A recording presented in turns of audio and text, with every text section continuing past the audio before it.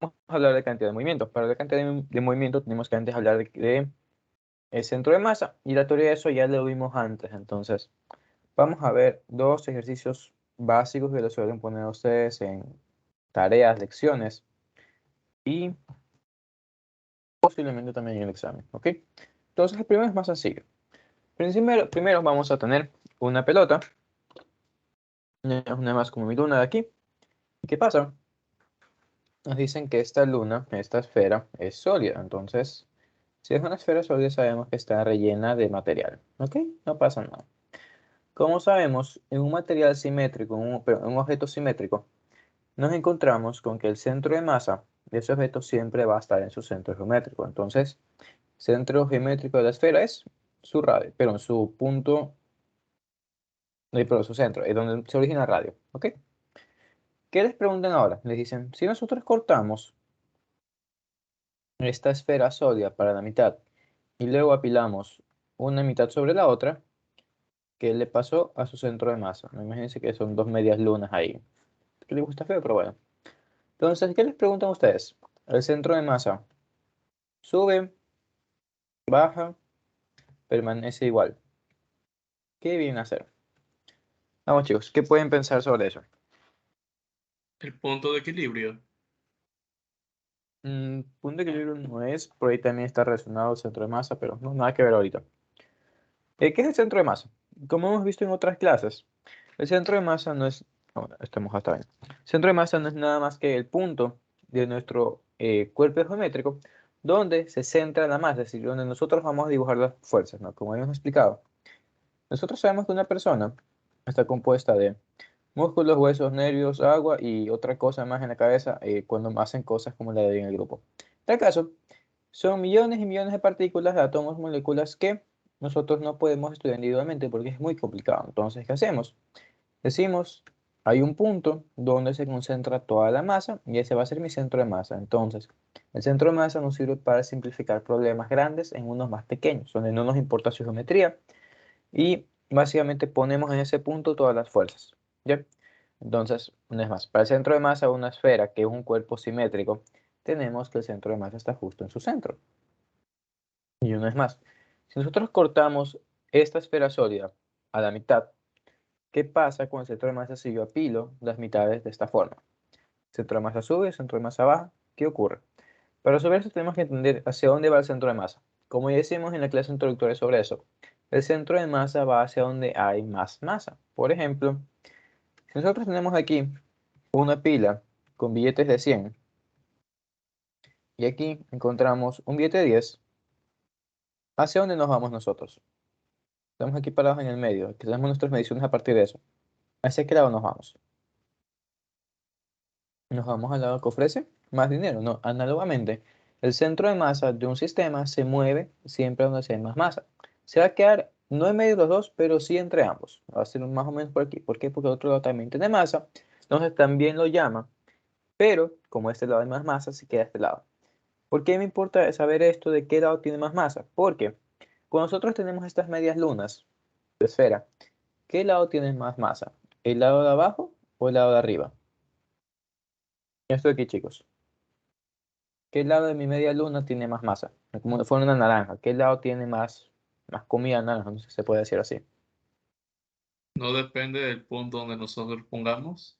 O sea, sería en el medio, en teoría. Claro, vendría a ser aquí porque este pedazo, Porque sería equilátero en ambos lados. o sea, y si me hablas de este punto de simetría, sí, perfecto, va a estar en esa línea, pero estoy preguntando, ¿va a estar arriba, va a estar abajo, va a estar en medio de eso? Y es lo que les comento, hay que buscar qué lado tiene más masa. Aquí, ¿qué ocurre?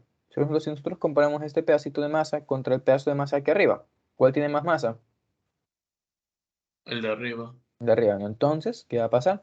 Este objeto que nosotros hemos originado, esta mitad, tiene su propio centro de masa. Es como estoy diciendo, un ejemplo de una naranja. De hecho, me dan ganas de ir a buscar una y cortar la mitad.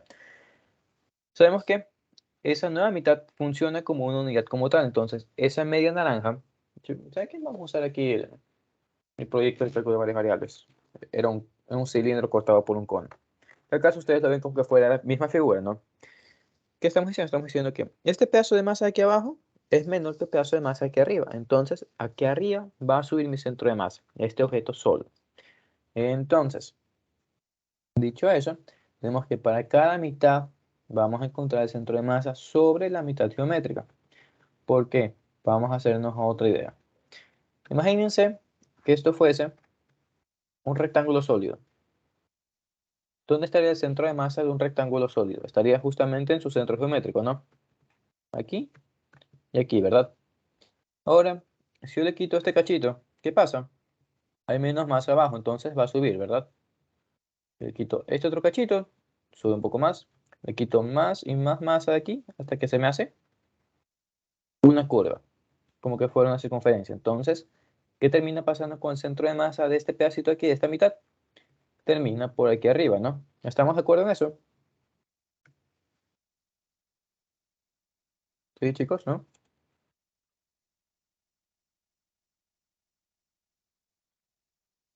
Vamos, Mauro, confirma, no sé. No sé si lo tengo que repetir de nuevo o no. Por si No, acaso puedo repetir una vez más. sí, eso era. Vale, vamos atrás. Olvídense de que el sistema de análisis ahorita es una media esfera. Olvídense que es una media naranja. Imagínense que nosotros tenemos un rectángulo de masa. No sé, imagínense que esto es un queso, ¿ya? Un bloque de queso. Si este bloque de queso es sólido, entonces su centro de masa va a estar en el medio, ¿no? Si la densidad es uniforme, aparte de todo esto. Sabemos que va a estar en su centro geométrico. ¿Está bien? Pero nosotros a este queso le cogemos una rebanada y cortamos este pedazo. Es decir, esto se fue. Hay menos masa en la mitad de abajo. Entonces, el centro de masa hacia dónde se va. Hacia Como la dijimos, parte, de arriba, el, ¿no? ajá, de arriba, pero para la derecha, porque hay más allá. Sí. Por eso cortamos de los dos lados simétricamente. Entonces, ahora se va solo para arriba. Ya no para un lado, sino totalmente para arriba, ¿verdad? Entonces, nosotros de este rectángulo de queso vamos a quitar poco a poco más masa de abajo. Tal que le damos la forma de una media circunferencia. Y terminamos con que el centro de masa de cada una de estas cosas va a estar por aquí arriba. ¿Estamos bien ahí? Soy profesor. Bueno, sí, Fernando. Fernando, ya, sí, Fernando, el profesor. Entonces, ¿qué va a pasar cuando nosotros apilemos dos de estos pedazos aquí? Dos de estas medias naranjas. Vamos a terminar con un sistema como este. Déjeme bajar esto. Solo bajarlo, si no lo copiamos, le pegamos arriba y listo. Entonces te vas tú. Esto ya lo dejamos ahí. Esto por acá. Veamos. Ahí. Le hacemos captura. No, tengo.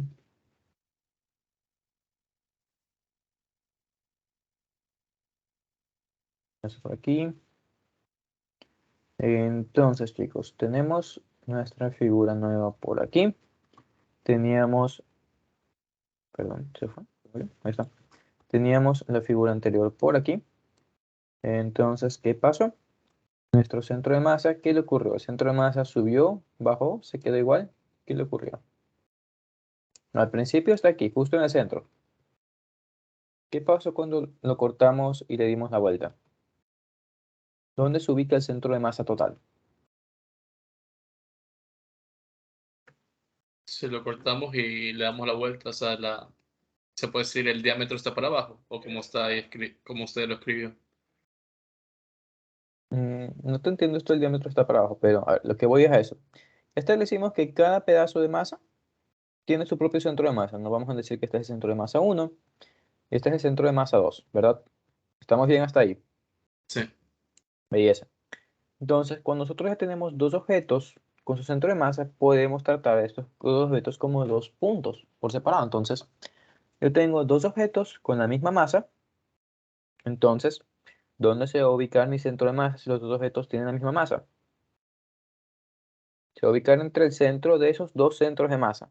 Ya, entonces, ¿qué tendríamos? Tendríamos que, de este sistema, el centro de masa final, el del sistema dado vuelta, se va a ubicar en medio de estos dos, que tendría que ser más o menos por aquí. Entonces, ¿qué pasó con el centro de masa? Vemos que termina subiendo dependiendo de la configuración que nosotros le damos a esa media esfera. Ahora, tranquilamente el centro de masa se puede quedar en medio, sí. Nosotros a la figura de abajo también le damos vuelta. Por ejemplo, la poníamos así. Déjenme minimizar esto. Ya. Si le damos la vuelta para abajo a la otra también, ¿qué pasa con el centro de masa total? No es más, va a estar entre los dos centros de masas individuales, entonces ahí se hubiera quedado en el medio. ¿Estamos bien, chicos? ¿Preguntas ahí? Mauro, no sé, Luis, creo que eres tú el otro que está hablando. ¿Sí, no? Todo claro.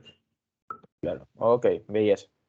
Entonces, ya cuando les manden esto en la tarea, no saben cuál es la respuesta, ¿no? Centro de masa sube. Listo, vámonos con uno más interesante porque esta esfera realmente es molestoso, no sirve. Lo que vamos a tener aquí es una asociación de placas, ¿ya?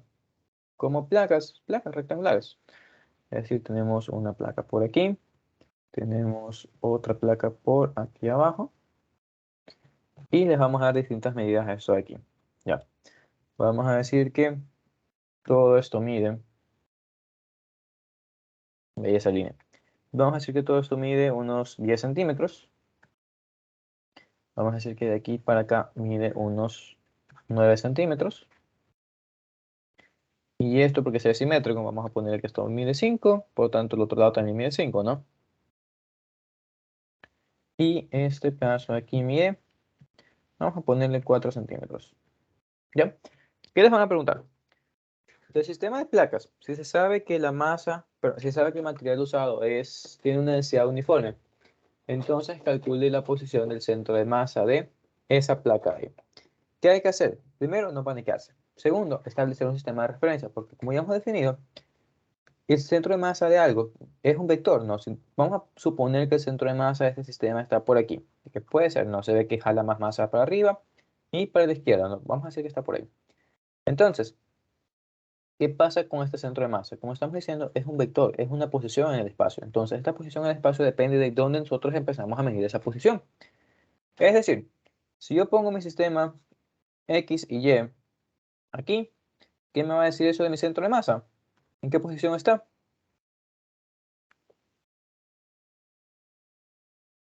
Chicos, me va a decir que está en 0, 0. ¿Por qué? Porque efectivamente, si yo pongo mi sistema de referencia aquí, mi centro de masa va a estar ubicado en 0, 0.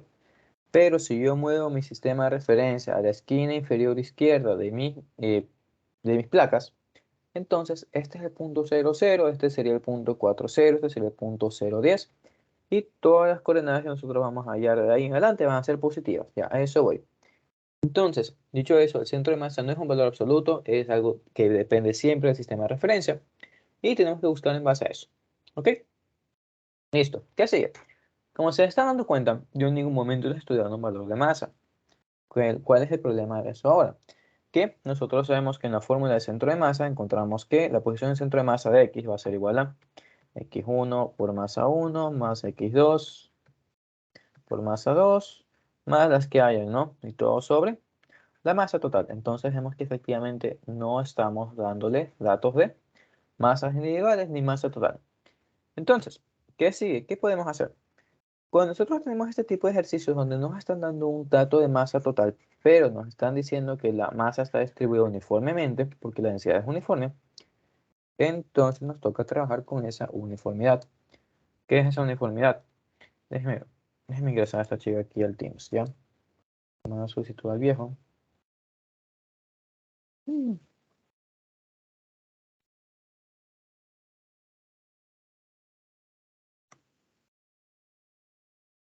Si no sale, ni modo. Otro día será. No, seguro, no se pudo.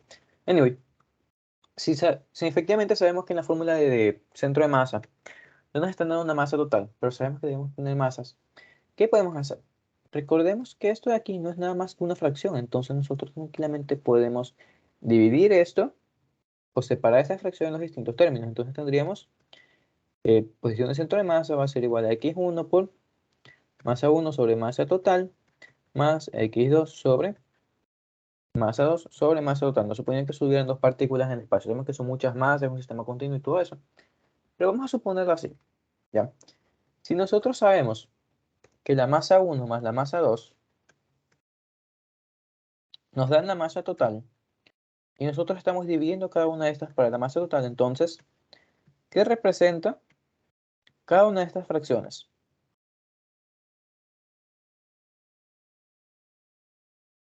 El centro de masa en cada bloque. Oye, no. Esto te representaría la masa porcentual que tú tienes en cada parte. ¿Sí? Pero te das cuenta, ¿no? Digamos que la masa 1 es de 2 kilogramos, la masa 2 es de 3 kilogramos, vamos a ponerle una 6, ya, 3 kilogramos. Y hacemos esta fracción, ¿qué sería? Te diría que masa 1 sobre masa total va a ser igual a 2 octavos, que sería un cuarto, que sería 0.25. Ya, y 0.25 ¿qué te representa? Te representa 25% de la masa total. ¿Ya? Y esto te representaría el 75% de la masa total. ¿Por qué importa eso? Esto importa porque si a mí no me están dando unos valores de masa los cuales puedo trabajar, entonces me toca trabajar esto como si fueran porcentajes nada más. Entonces, una vez más, nos hacemos la idea, la masa 1 está por aquí, la masa 6 está por acá. ¿Qué pasa? El que tiene mayor porcentaje de la masa en el sistema, ¿qué va a hacer? Va a jalar el centro de masa hacia él. ¿Ok? ¿Entendido?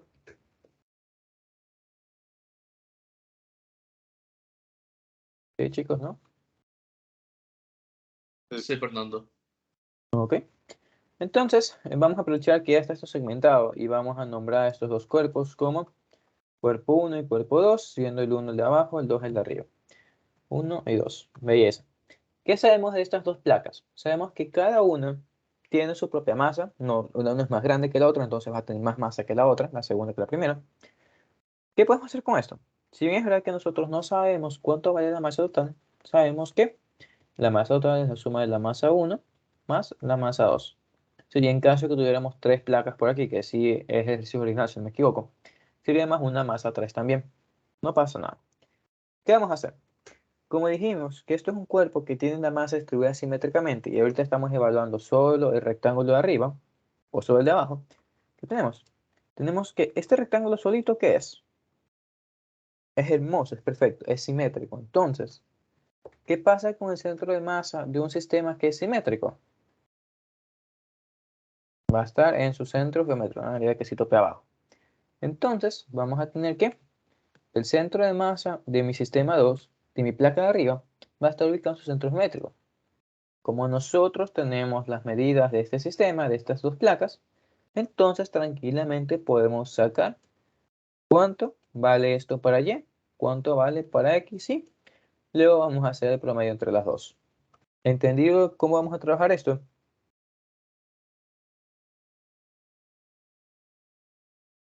Asumo que sí. Ok. Entonces, listo. Lo que vamos a hacer ahorita va a ser un poco de relatividad. ¿Por qué? Porque esta placa, ¿qué tiene de alto? Esta placa tiene de alto 5 centímetros, ¿no? Entonces, sí, el centro de masa, pero vamos a ponerlo como CM2. Si el centro de masa está ubicado en la mitad, eso quiere decir que respecto a la esquina izquierda, pero a la izquierda abajo, vamos a tener que en Y, ¿cuánto tiene esto?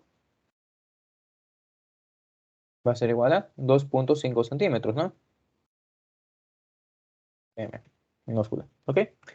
¿Y cuánto va a tener en X? Si en X esta placa mide 9 centímetros, entonces en X, ¿qué tendremos? Tendremos que esto va a ser igual a 4.5 centímetros, ¿ok? ¿Estamos bien ahí?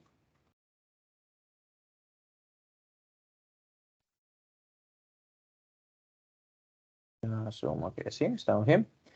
Y vamos con la de abajo también. Entonces ponemos la otra placa aquí abajo y le hacemos lo mismo. Una vez más, esta placa es hermosa, es simétrica, entonces tiene su centro de masa justo por la mitad geométrica. La sacamos uniendo las esquinas. Entonces, esto por ahí, esto por acá. Tenemos el centro de masa 1 aquí. ¿Y qué hacemos? Lo mismo hace rato. Ponemos el sistema de referencia aquí abajo. ¿Y qué tendríamos? Tendríamos que en X el centro de masa estaría ubicado en ¿dónde? Esto mide 4, entonces esto aquí vale 2. Y para arriba, si esto valía 5 también, entonces esto también vale 2.5 centímetros. Dicho eso, ¿qué hacemos? Usamos la fórmula del centro de masa. No, básicamente, transformamos cada una de estas placas en partículas. Entonces, ¿qué tenemos que hacer? Tenemos que hallar el centro de masa en el sistema de estas dos partículas nada más. Dicho eso, ¿qué hacemos? Volvemos para acá. Tenemos posición del centro de masa en X, va a ser igual a posición del centro de masa del 1 por la masa 1, más posición del centro de masa 2 en X por la masa 2, y todo esto sobre la masa total. Y eso, está bien. De esto que ya conocemos, conocemos conocemos la coordenada de posición del centro de masa en X del cuerpo 1 y del cuerpo 2. Pero no conocemos ni masa 1 ni masa 2 y mucho menos conocemos cuánto vale la fracción total. Entonces, ¿qué proponen, chicos? ¿Qué se puede hacer ahí?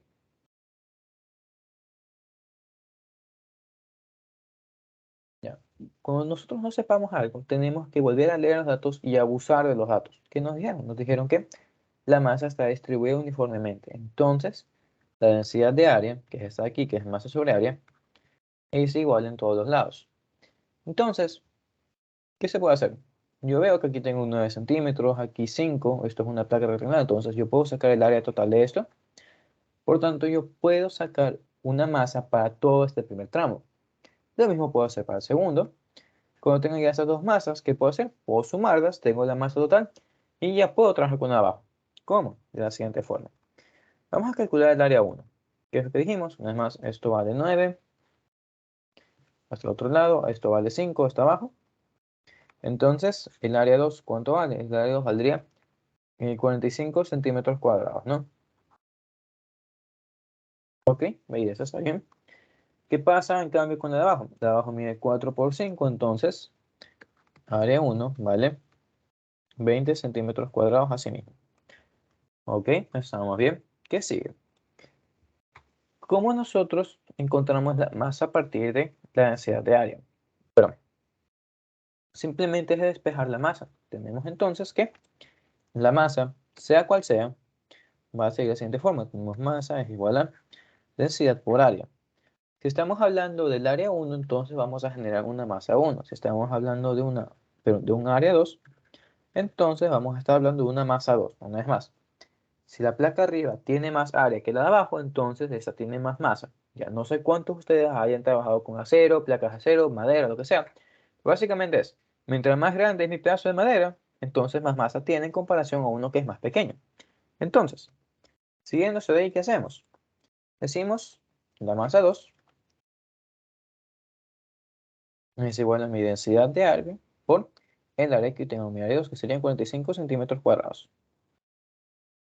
¿Ok? Aquí no tienen que preocuparse de trabajar con unidades, no tienen que convertirlas, siempre y cuando tengan claro con qué unidades están trabajando. Sí, y en este caso, como digo, no es importante porque no nos están dando más datos de lo demás, es decir, no me están diciendo en qué unidades está mi densidad de área. Si me la dieran en, no sé, kilogramos sobre metros cuadrados, ahí yo sí tengo que trabajarlo correctamente. Si en este caso no está así, entonces no me importa.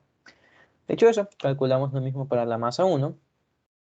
Tenemos masa 1 va a ser igual a densidad de área por 20. Listo. Entonces, mi masa total aquí va a ser igual. Va a ser igual a 45 más 20 serían 65 por la densidad de área y esto sería en kilogramos, ¿no? Perdón. Claro, kilogramos y aparte estos son centímetros cuadrados que está acompañando. No pasa nada. Dicho eso, ¿qué vamos a hacer? Ya tenemos una expresión para masa 1, tenemos una expresión para masa total. Entonces, ¿qué hacemos? Simplemente despejamos aquí, pero reemplazamos aquí. Diremos entonces, centro de masa total de mis dos placas va a ser igual a posición de centro de masa de la placa 1 en X. Eso sería 2 centímetros por la masa 1, que era 20 por la densidad, y eso está en kilogramos, ¿no? Todo esto sobre la masa total, que era 65 sigma, este signo es sigma por si acaso, sigma minúscula. Sigma y por kilogramos también, porque es masa, entonces se dan cuenta. Masa con masa se van, y la densidad que en ningún momento me la dieron, se va porque no me importa, porque estaba todo distribuido uniformemente. Esto para el primer término, para el segundo realmente es exactamente lo mismo. Y dicho eso, nosotros podemos obtener el centro de masa de este sistema. ¿Entendido, chicos? ¿Preguntas? ¿Todo claro? Pero esto solo sería posible porque nos dijo que está distribuido uniformemente, ¿no? Ajá. Como dije, hay que usar y abusar de los datos. Tú extiendes eso hasta donde más puedas. Ok. Profe, pero también influye que sean del mismo material, ¿verdad? Claro, porque eso Porque tendría la puso misma la densidad densidad. que es la misma. Sí. Ahí. O sea, tranquilamente podrías tener un conjunto de materiales. Iban a mencionar materiales en mi carrera. Puedes tener un conjunto de materiales que combinados tengan la misma densidad que otro material puro. Entonces, lo de material no importa realmente. Eso que te digan la masa está distribuida uniformemente.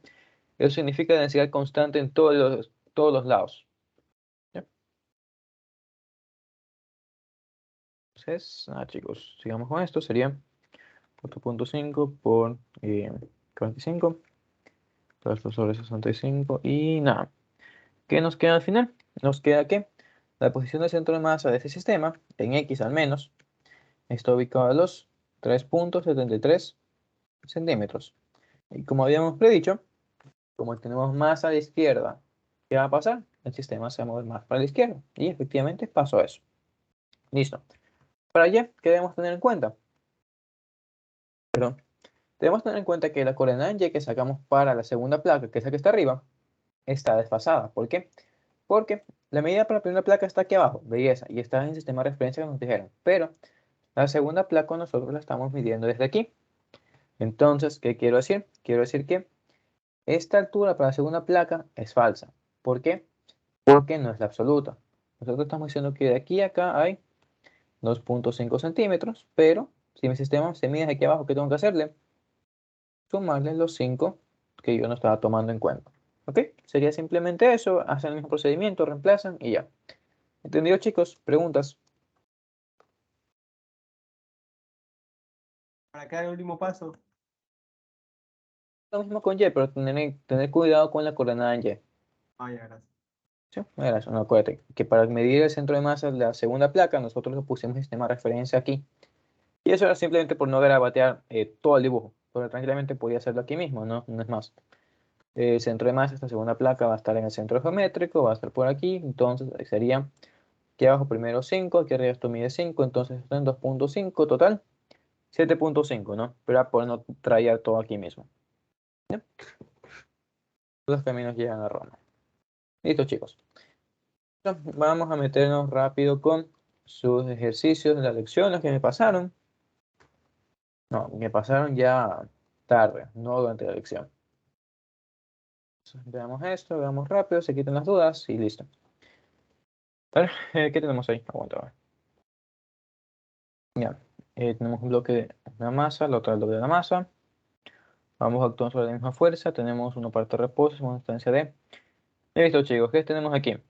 Tenemos a un pana que está empujando una caja y tenemos otro pana que está empujando dos cajas. ¿Cuál se mueve más rápido?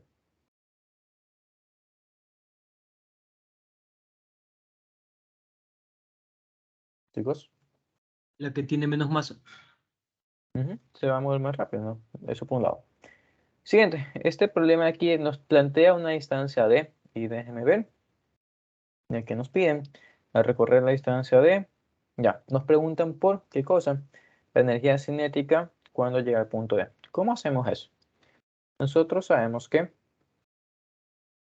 ocurre, nosotros conocemos que el cambio de energía cinética es igual al trabajo neto. Si ambas masas están sometidas a la misma fuerza, al mismo trabajo, por lo tanto, porque recorren la misma distancia con la misma fuerza, entonces, ¿cuál es el cambio de energía cinética para ambos cuerpos? Para ambos va a ser el mismo.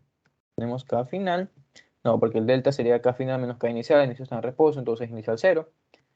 Esto va a ser igual a fuerza por distancia. Si la fuerza aplicada es la misma, la distancia es la misma, entonces la energía cinética final es la misma para todos, ¿ya?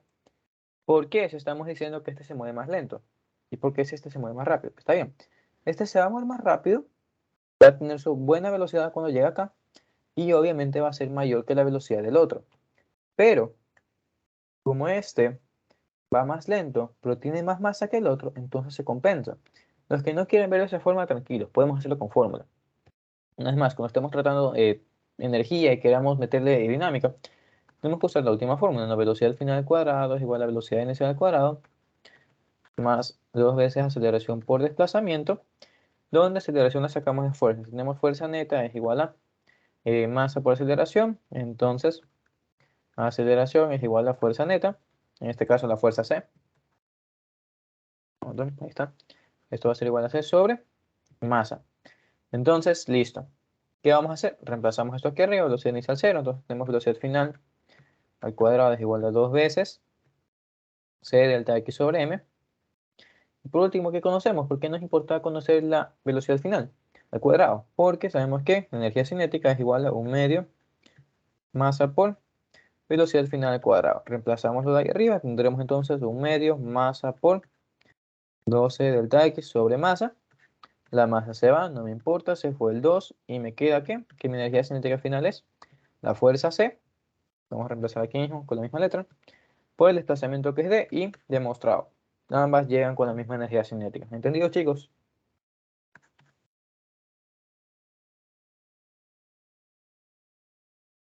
No, asumo que sí. Veamos las siguientes, ¿ya? Aquí la lista única nos dice que llegan con la misma. El objeto A recorre en mayor tiempo que el objeto B. No, va más rápido, entonces no. Y la última, ambos recorren la distancia en el mismo tiempo por ningún lado, ¿no? Una vez más, el uno está yendo más lento que el otro, entonces no van a llegar al mismo tiempo. Dicho eso, ahora, es mal llevado. No, no la ve, mijo, ¿qué pasó? Nada, chicos, dicho eso, con demostración y todo, nos vemos en la siguiente. A ver,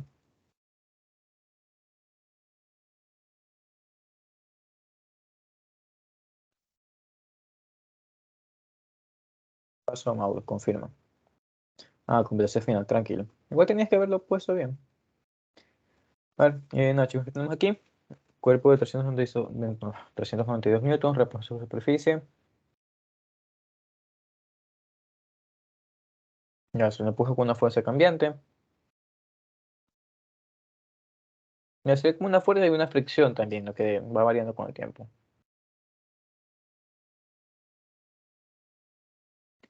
Ya, claro, esto es dinámica, se estaban viendo esto. ¿Qué les están preguntando? Básicamente les preguntan cuando tu sistema deja de estar en equilibrio. Entonces, cuando el sistema deja de estar en equilibrio, sigue en equilibrio, pero bueno, está en razón. Entonces, ¿qué es lo que estamos buscando? Estamos buscando en qué instante nuestro sistema empieza a moverse. ¿Cómo calculamos eso? Hay que dibujar el diagrama de cuerpo del sistema, que vendría a ser que un cuerpo tenemos su masa. Entonces, nada, chicos, tenemos el cuerpo, tenemos su masa, la masa provoca peso, el peso es lo que nos están dando ahí. ¿Qué más sería?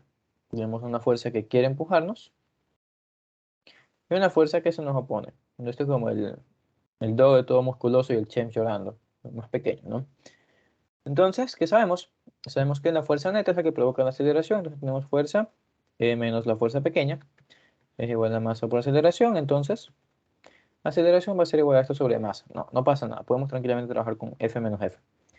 En tal caso, ¿qué tenemos? Tenemos 10t cuadrado más 10t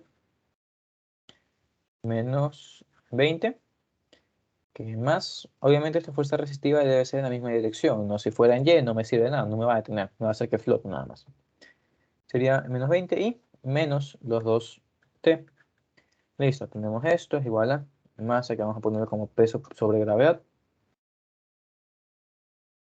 Esto por aceleración. Entonces, una vez más, ¿qué es lo que estamos buscando? Estamos buscando en qué momento esta cosa empieza a moverse. ¿Cómo podemos ver eso?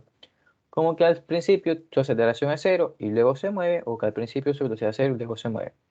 Para este caso, donde está en reposo, ambas son totalmente válidas, porque si mi aceleración cambia de valor, ¿qué va a pasar? Tenemos que la velocidad final siempre va a ser igual a la velocidad inicial más el cambio de velocidad. Y el cambio de velocidad sabemos que se relaciona con la aceleración. Entonces, si esto deja de ser 0 y pasa el tiempo, ¿qué ocurre? El sistema se mueve. Eso nada más. Entonces, como estoy diciendo, pueden trabajarlo con velocidad, con aceleración, da totalmente igual. Entonces, listo, chicos. Sería, nada, simplemente encontrar las raíces de esto, la verdad. Ujú. No, no es más, estamos en equilibrio, ¿no? Entonces, esto sigue siendo 0, lo he comentado. Entonces, nada, encontrar la raíz de t cuadrado más 8t menos 20 igual a 0. Dividimos todo para 2, sería 5t cuadrado más 4t menos 10 igual a 0. Calculadora de cabeza. Sería 5, 4 menos 10. ¿Qué nos dice eso? Nos dice que un tiempo es en 1.07 segundos y el otro tiempo es negativo, no nos importa entonces, ¿ya? Dicho eso, en este tiempo iba a dejar de estar en equilibrio, no porque es el último momento en estar en equilibrio, ¿ya? ¿Qué pasa antes de esto? Antes de esto no se mueve, se queda quieto, está poco a poco aumentando la fuerza. Listo, nos preguntan ahora qué rapidez alcanzará a t igual a 10 segundos. ¿Qué se hace? Lo mismo, pero ahorita sí sería de integrar, ¿no? Porque nos están pidiendo directamente velocidad. Entonces, nada, chicos, eso ya saben, no tiene gran misterio. Integramos, evaluamos y murió. ¿Preguntas con esto?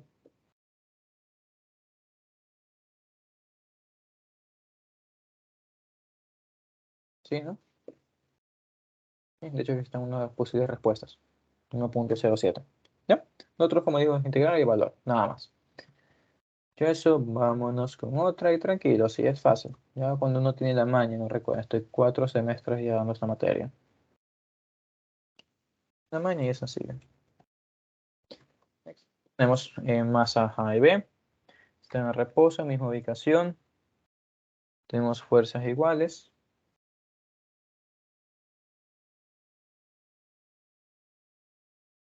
¿Y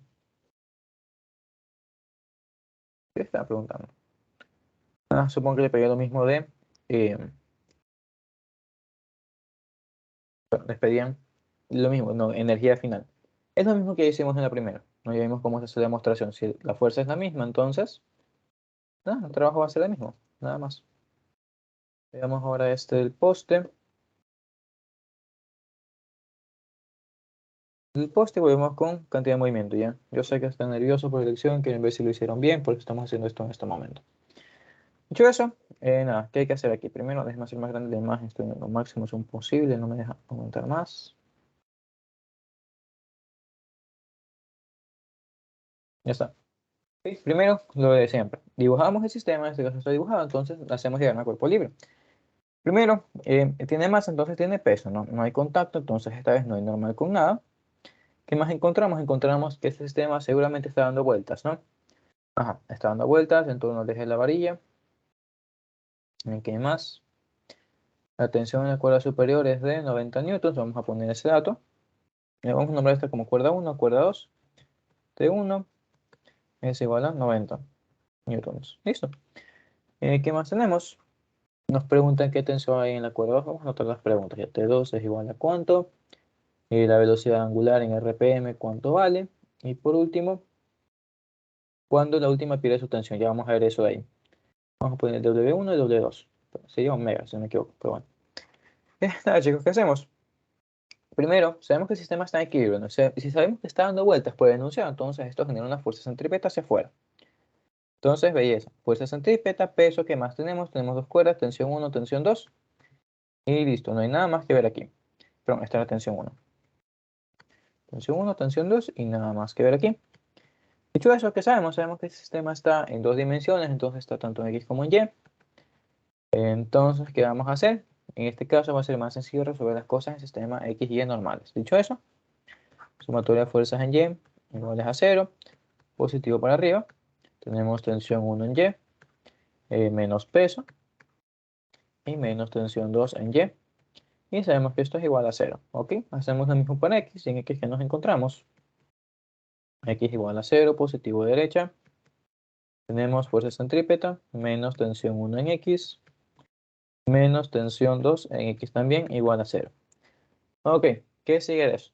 Nos damos cuenta que esta ecuación de aquí tiene envuelta a fuerza centrípeta, entonces esto nos va a servir para encontrar la velocidad angular. Eso no nos importa ahorita, primero hay que dar atención. Entonces, primero evitar eso. No. Entonces, ¿qué procede? Chama, no dejes moverme esa vaina. Bueno, ahí se queda. Tenemos que darnos cuenta de que aquí, como siempre, se forman triángulos, entonces tenemos que encontrar qué pasa con ese triángulo. Si dimos esto por la mitad, ¿qué ocurre? Aquí encontramos un ángulo y nos damos cuenta de que de que el lado vertical mide 1, el hipotenusa 1,25, entonces podemos hallar el ángulo a través de par coseno, seno inverso, como quieran decirles. Vemos que el lado de abajo tiene las mismas medidas, entonces va a ser el mismo ángulo. Entonces nada, tenemos que el ángulo sería seno inverso, déjenme quitar la ecuación, ya. Sería seno inverso de 1 sobre 1,25, ¿no? Listo, eso nos da un ángulo de 53,13 grados, con el cual ya podemos trabajar. Dicho eso, ¿qué más encontramos? Encontramos que tensión 1, que es igual, pero tensión 1 en Y, que es igual, eso sería igual a 90, seno de el ángulo que encontramos, menos peso, que tenemos la masa, entonces sería nada más mg, y menos tensión 2, seno del ángulo también, ¿no? Porque es el mismo ángulo, esto es igual a 0, entonces aquí despejamos tensión 2, sería esto de aquí sobre seno del ángulo, entonces sería 90 menos mg, seno del ángulo nada más. Dicho eso, calculamos y reemplazamos, ¿ok? ¿Preguntas, chicos?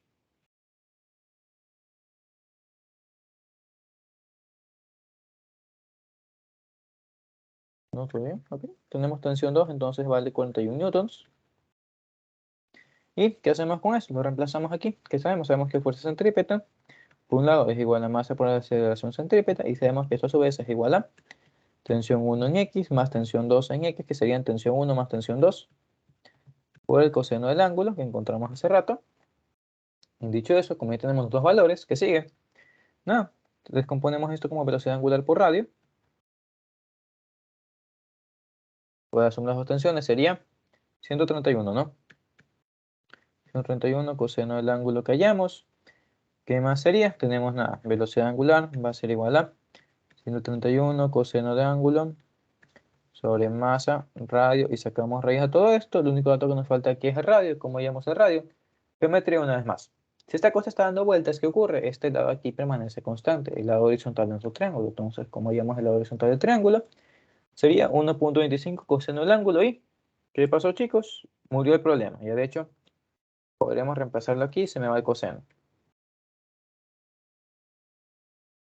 Ya, nada más. Resueltas las dos cosas. Eso para el primer sistema, ¿no? Esto sería ¿cuánto? 41, lo que sea que nos salga ahí. El otro dato no me sirve para lo que vamos a hacer. Listo. ¿Preguntas con esas dos? ¿Todo bien? Mauro, Luis, no sé. Estos son con los que más hablo.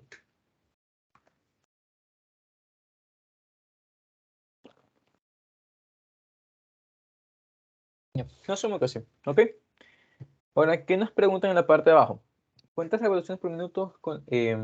Ya, calcule cuál es la velocidad angular con la que la tensión de abajo pierde su tensión, se puede decir. ¿Qué nos están preguntando aquí? Sabemos que el sistema este está dando vueltas, ¿no? Entonces, déjame quitar mi collar. Ya se me aguanta.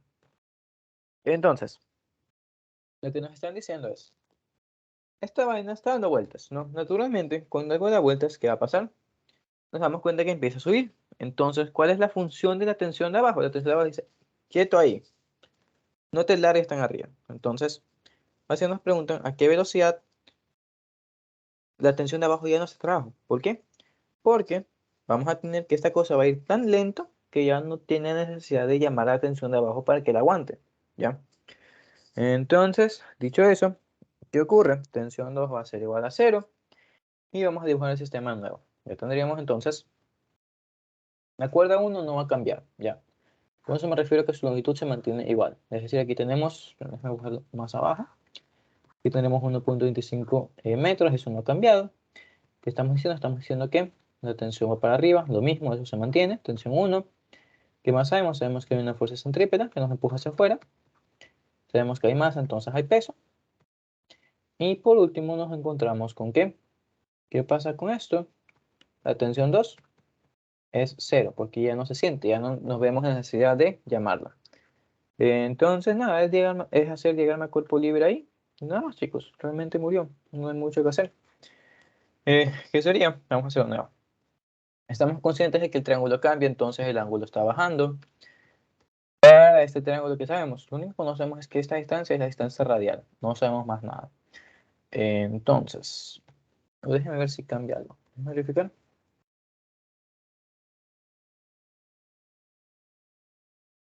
creo yo que lo de aquí no va a cambiar.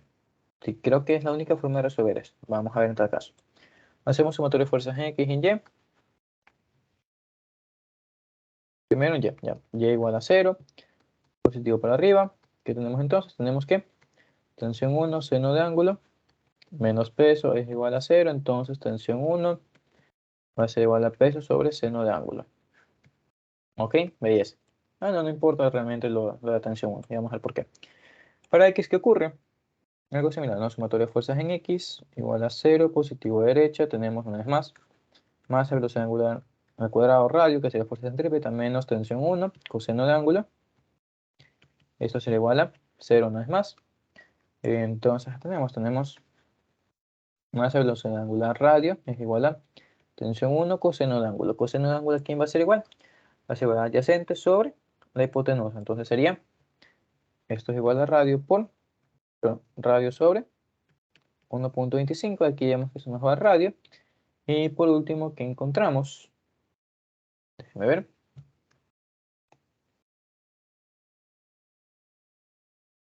Claro, sería 1.25 por el coseno del ángulo. Creo que estoy bien, pero creo que debería ser una tangente por ahí. Elegimos tensión 1 por coseno del ángulo. Ok. Coseno del ángulo, ¿a quién es igual? Adyacente sobre. Está bien. Y a radio sobre 1.25. Eso sí se va. Olviden lo que dice. Tensión 1 de masa, ¿a quién es igual? Esto es igual a masa, gravedad. Todo esto sobre seno de ángulo. Y esto está por, bueno, está sobre 1.25 también. Entonces, nada chicos, nos damos cuenta que velocidad angular al cuadrado va a ser igual a gravedad sobre seno de ángulo sobre 1.25.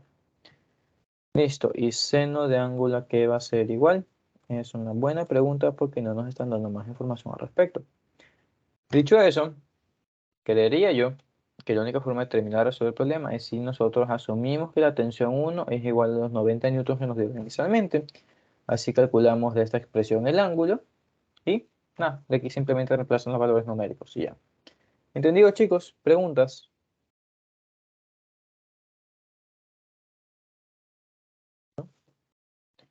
¿Está todo bien? Volvemos para acá. ¿Ok? Entonces, nada, con ese ejemplo de las placas que ya hicimos, te hacen una idea de cómo tiene que trabajar centro de masa. Vamos a ver también si hay ejercicios interesantes sobre eso, aunque según yo recuerdo, no habían cosas importantes de ese sistema. Lo más importante es cantidad de movimiento. Entonces, ¿cuál estamos viendo?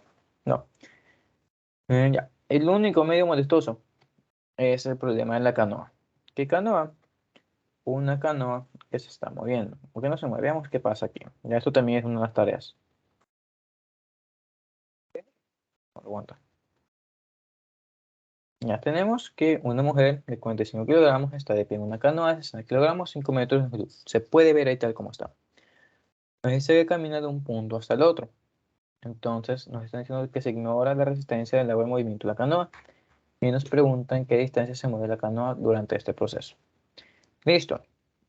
¿Qué hay que hacer aquí? Darnos cuenta de qué va a pasar. Al principio tenemos primero una masa grande, ¿no? Masa grande debajo, masa pequeña arriba. Y si esta masa cambia de este lugar al otro lugar, ¿qué pasa entonces con el centro de masa, chicos? Se desplaza, ¿no?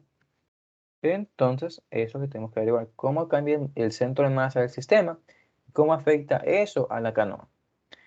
Dicho eso, ¿qué hay que hacer? Nada. En Y no nos importa, tampoco nos están dando alturas, entonces sería todo en X. Decimos entonces, posición del centro de masa inicial va a ser igual a ¿qué? A la posición del centro de masa de mi canoa inicial. Y esto más ¿qué? Perdón, por la masa de la canoa, más la posición del centro de masa de X de la mujer inicial. Asimismo por su masa. Y todo esto sobre la masa del sistema o masa total. Listo. ¿Qué más tenemos de esto? Una vez más, esto depende siempre de dónde nosotros pongamos el sistema de referencia. Entonces, vamos a poner el sistema de referencia aquí, ya, en este punto. ¿Ok? En el extremo izquierdo. Dicho eso, Si el centro de masa está en el extremo izquierdo, ¿qué pasa con la posición inicial de la mujer? Sería a los 1 metros o al 1 metro.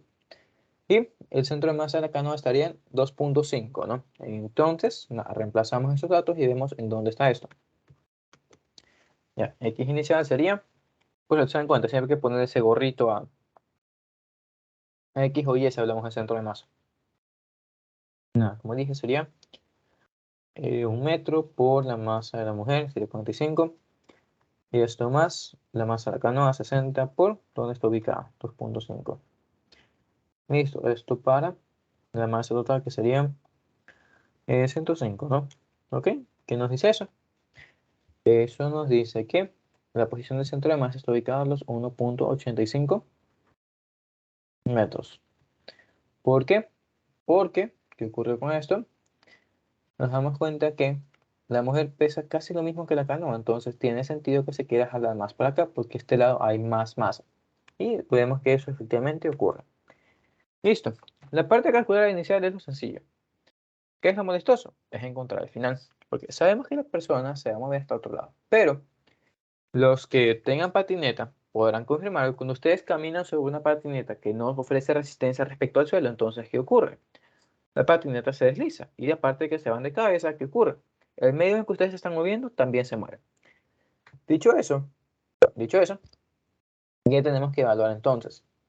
Nosotros vamos a dejar el sistema de referencia tal como está ahí. ¿Ok? Lo que vamos a hacer es hacer lo que les estoy comentando, mover a la persona y con eso mover a la canoa. De eso, ¿qué sabemos? Aguanten. A ver si puede ser un reflejo. No, no me da. Ni modo. Entonces, chicos, ¿qué es lo que vamos a hacer? Vamos a poner a la persona que se ha movido para la derecha, está bien, pero ¿qué ocurre ahora? Como dijimos, el sistema se va a mover todo en conjunto. Entonces, ¿qué va a pasar? Nos vamos a encontrar con que, aguanten. Ya, ahí no está, ahí es. Ya no está en esa posición, sino ahorita está por acá. Listo. No quiero que vean esto como que está en 0, 0. De hecho, déjenme cambiarla de ahí, no es un buen lugar. Vamos a ponerla por aquí. Y lo único que sabemos de ella es que está ubicada a 1 metro del lado izquierdo del bote, ¿no? Confirmen. Bueno. Sabemos que aquí hay 1 metro, aquí hay otro metro. Y sabemos que en este tramo hay 3 metros, ¿no? Ok, belleza. Como se dan cuenta, nosotros no sabemos nada de este nuevo sistema. ¿Por qué? Porque el sistema se ha desplazado. Entonces, ¿qué hay que hacer? Hay que hallar cómo se ha desplazado este sistema. ¿Qué punto de referencia podemos coger nosotros? Realmente cualquier punto de la gráfica, porque sabemos que toda la gráfica en sí permanece constante. Dicho eso, ¿qué es lo que sabemos? Sabemos que entre el centro de masa y la mujer, ¿qué hay? Hay 2 metros de separación, ¿no? Entonces, ¿qué podemos definir? Si nosotros estamos arrancando X aquí, en este punto, los puntos X que medimos de ahí para la derecha son positivos, entonces los que están a la izquierda son negativos. Dicho eso, ¿qué tenemos del X del centro de masa de la canoa? Va a ser negativo, ¿no? Vamos a poner que es igual a menos. ¿Cómo sería? Déjenme pensarlo. Nada, posición del centro de masa de la canoa va a ser igual a menos XK. No sé si lo pueden interpretar bien.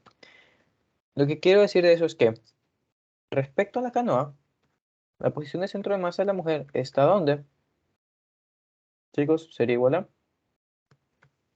la posición de la canoa más 2.5 metros, pero sería más 1.5 metros, es decir, para la derecha. ¿Estamos bien con eso?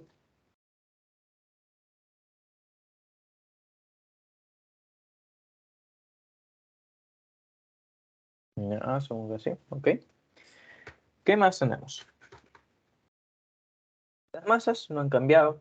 Lo único que nosotros estamos haciendo aquí es escribir esto de otra forma. ¿Por qué? Porque queremos encontrar qué tanto se ha movido la canoa. Entonces, ¿qué hay que hacer? Hay que encontrar cuál va a ser la posición final de la canoa.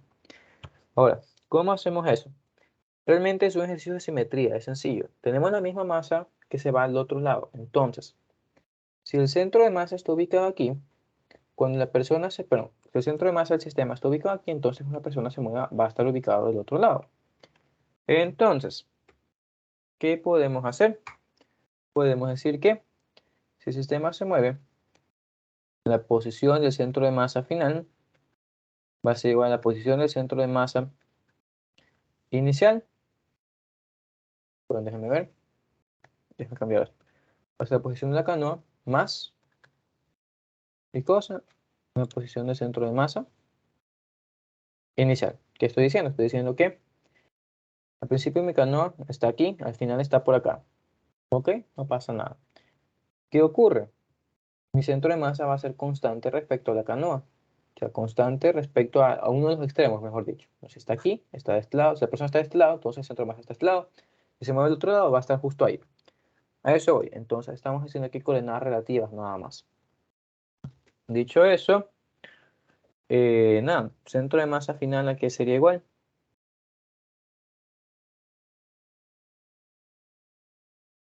Chicos, los perdí, ¿no?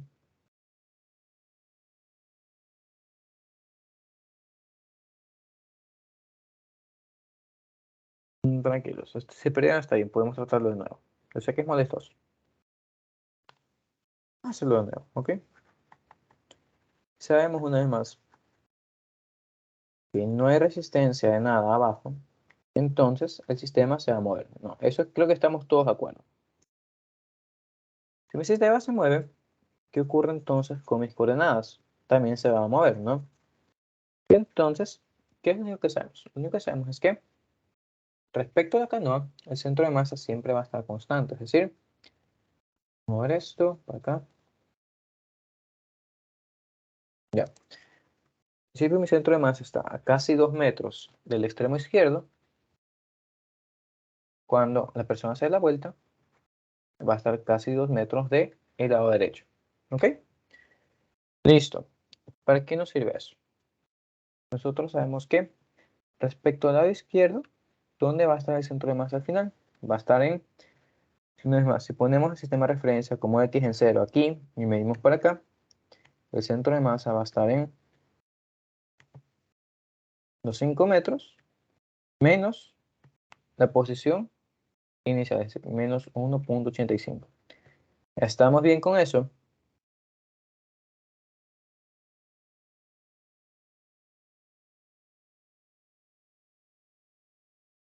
Sí, ¿no? Asumo que sí. ¿Ok? Ahora, ¿qué más ocurre? Todo este sistema se va a estar moviendo. Entonces, cuando el sistema se mueva para la izquierda, está bien. Estos 5 metros que representaban, estos 5 metros representaban el extremo derecho. ¿Ok?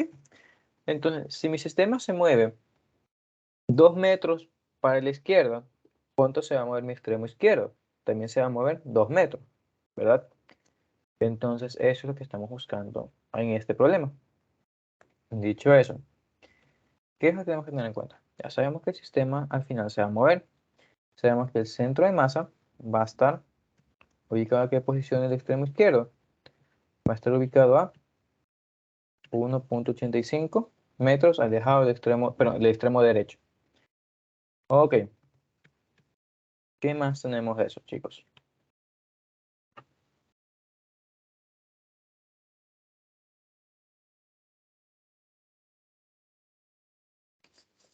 A ver.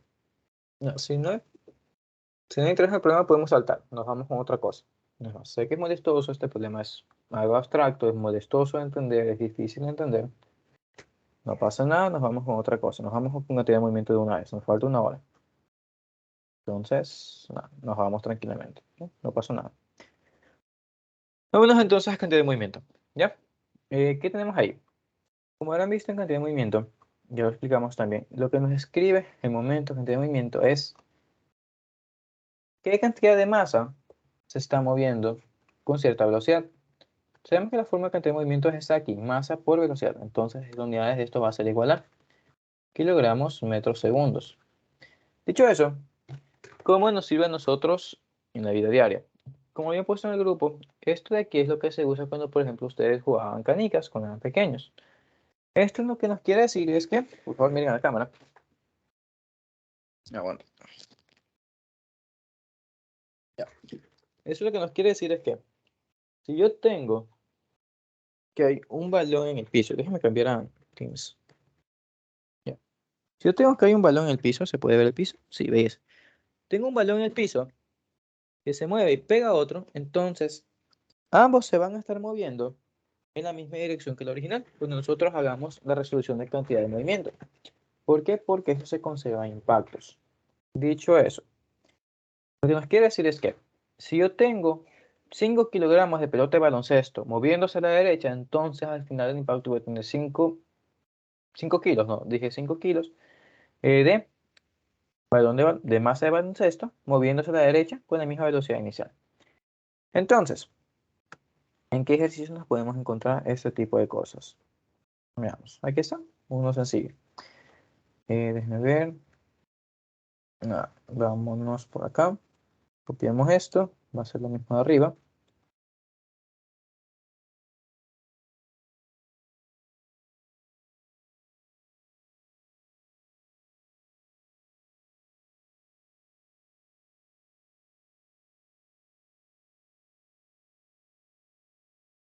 Listo. ¿Qué tenemos aquí?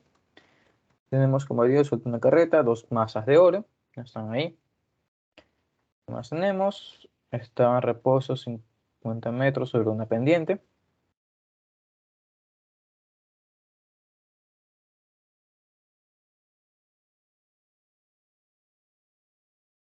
Ya. Listo. ¿Qué nos están diciendo aquí? Nos están diciendo que tenemos al principio una masa que se está moviendo, unos 300 kilogramos. ¿Qué ocurre luego? A esta masa de 300 kilogramos se le suman unos 135 kilogramos más. Y se quiere saber si ellos pueden saltar o no saltar antes de que se caiga el acantilado. Ya. ¿Cómo podemos interpretar esto? ¿Cómo lo vamos a resolver? Primero sabemos que está a una cierta altura en una colina. Al final está al pie de la colina. Entonces, nosotros podemos trabajar eso por energía para hallar la velocidad final de la carreta una vez que sale de la colina. ¿Ok? Entonces, quiere tener una velocidad final. Belleza. ¿Qué más tenemos a partir de eso? Sabemos que las llantas tienen esta propiedad de que no pierden energía por rozamiento. Ya veremos eso en segundo parcial. Por lo tanto, la velocidad que nosotros tenemos al final de la rampa, de la pendiente, va a ser la misma velocidad con la que nosotros nos encontramos acá. Listo. Dicho eso, ¿qué ocurre? Aumenta la masa y algo le pasa a la cantidad de movimiento. Una analogía de esto, ustedes saben que pueden correr rápido cuando están solos, pero corren más lentos cuando están cargados a su enamorada, a su pareja, lo que sea. ¿Por qué? Porque aumenta la masa y su fuerza, entre comillas, su cantidad de movimiento tiene que ser la misma. Entonces, ¿qué vamos a hacer? Primero encontrar la velocidad final y luego ver a qué velocidad van a lograr que se reduzca esto y ver si a esa velocidad no se cae del acantilado. ¿Ok? Nada, chicos, empezamos calculando esa velocidad final. ¿Qué sabemos? Sabemos que energía mecánica inicial es igual a energía mecánica final. No hay trabajo en este sistema, entonces se permanece igual. ¿Qué tenemos al inicio? Tenemos mgh es igual a un medio de masa por velocidad final al cuadrado. Se va esto, entonces tenemos velocidad final es igual a raíz de 2 gravedad de altura, siendo la altura 50 por el seno de 60, ¿no?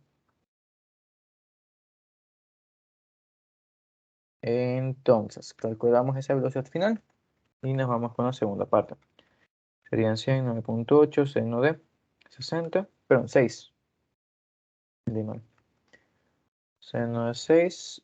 ¿Qué nos dice esto? Esto nos dice que la carreta va a 10.12 metros por segundo. ¿Listo?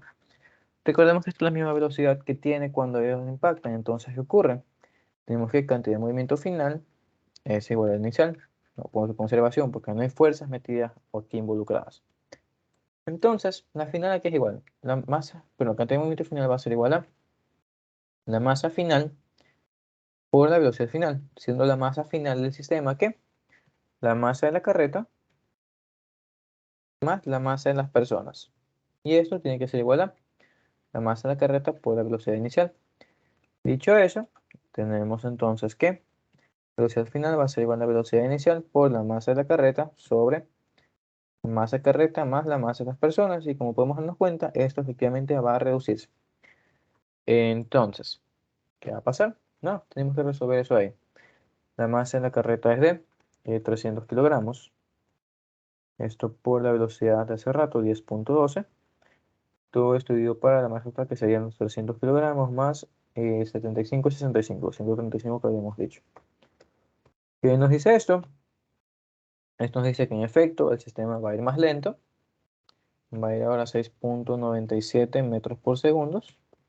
¿Y qué nos preguntan? Nos preguntan si ellos logran saltar antes de que caiga el acantilado. ¿Cómo sabemos eso? Lo sabemos calculando su desplazamiento. Entonces tenemos que desplazamiento va a ser igual a ¿qué? A ver, velocidad por tiempo. Y sabemos que el tiempo es de 5 segundos. Entonces solo sería multiplicar esto por 5 y ¿qué ocurre? Y el desplazamiento nos da que es igual a 34.9 metros. Y sabemos que eso efectivamente, es menor que los 40 metros. Por tanto, sí, pueden ellos saltar antes de caerse por el riesgo. ¿Qué más tenemos? Nos dice que en la carreta nos pregunta, ¿se conserva la energía cinética del sistema de los héroes de la carreta? Si no, ¿esto aumenta o disminuye? ¿Por cuánto? Listo. Para eso tenemos que recordar que esto de aquí, lo único que implica es cantidad de movimiento. A que la cantidad de movimiento se conserve, nunca nos dice que la energía se conserve. ¿Por qué? Porque la energía cambia por impacto, sonido, fricción, calor, lo que sea.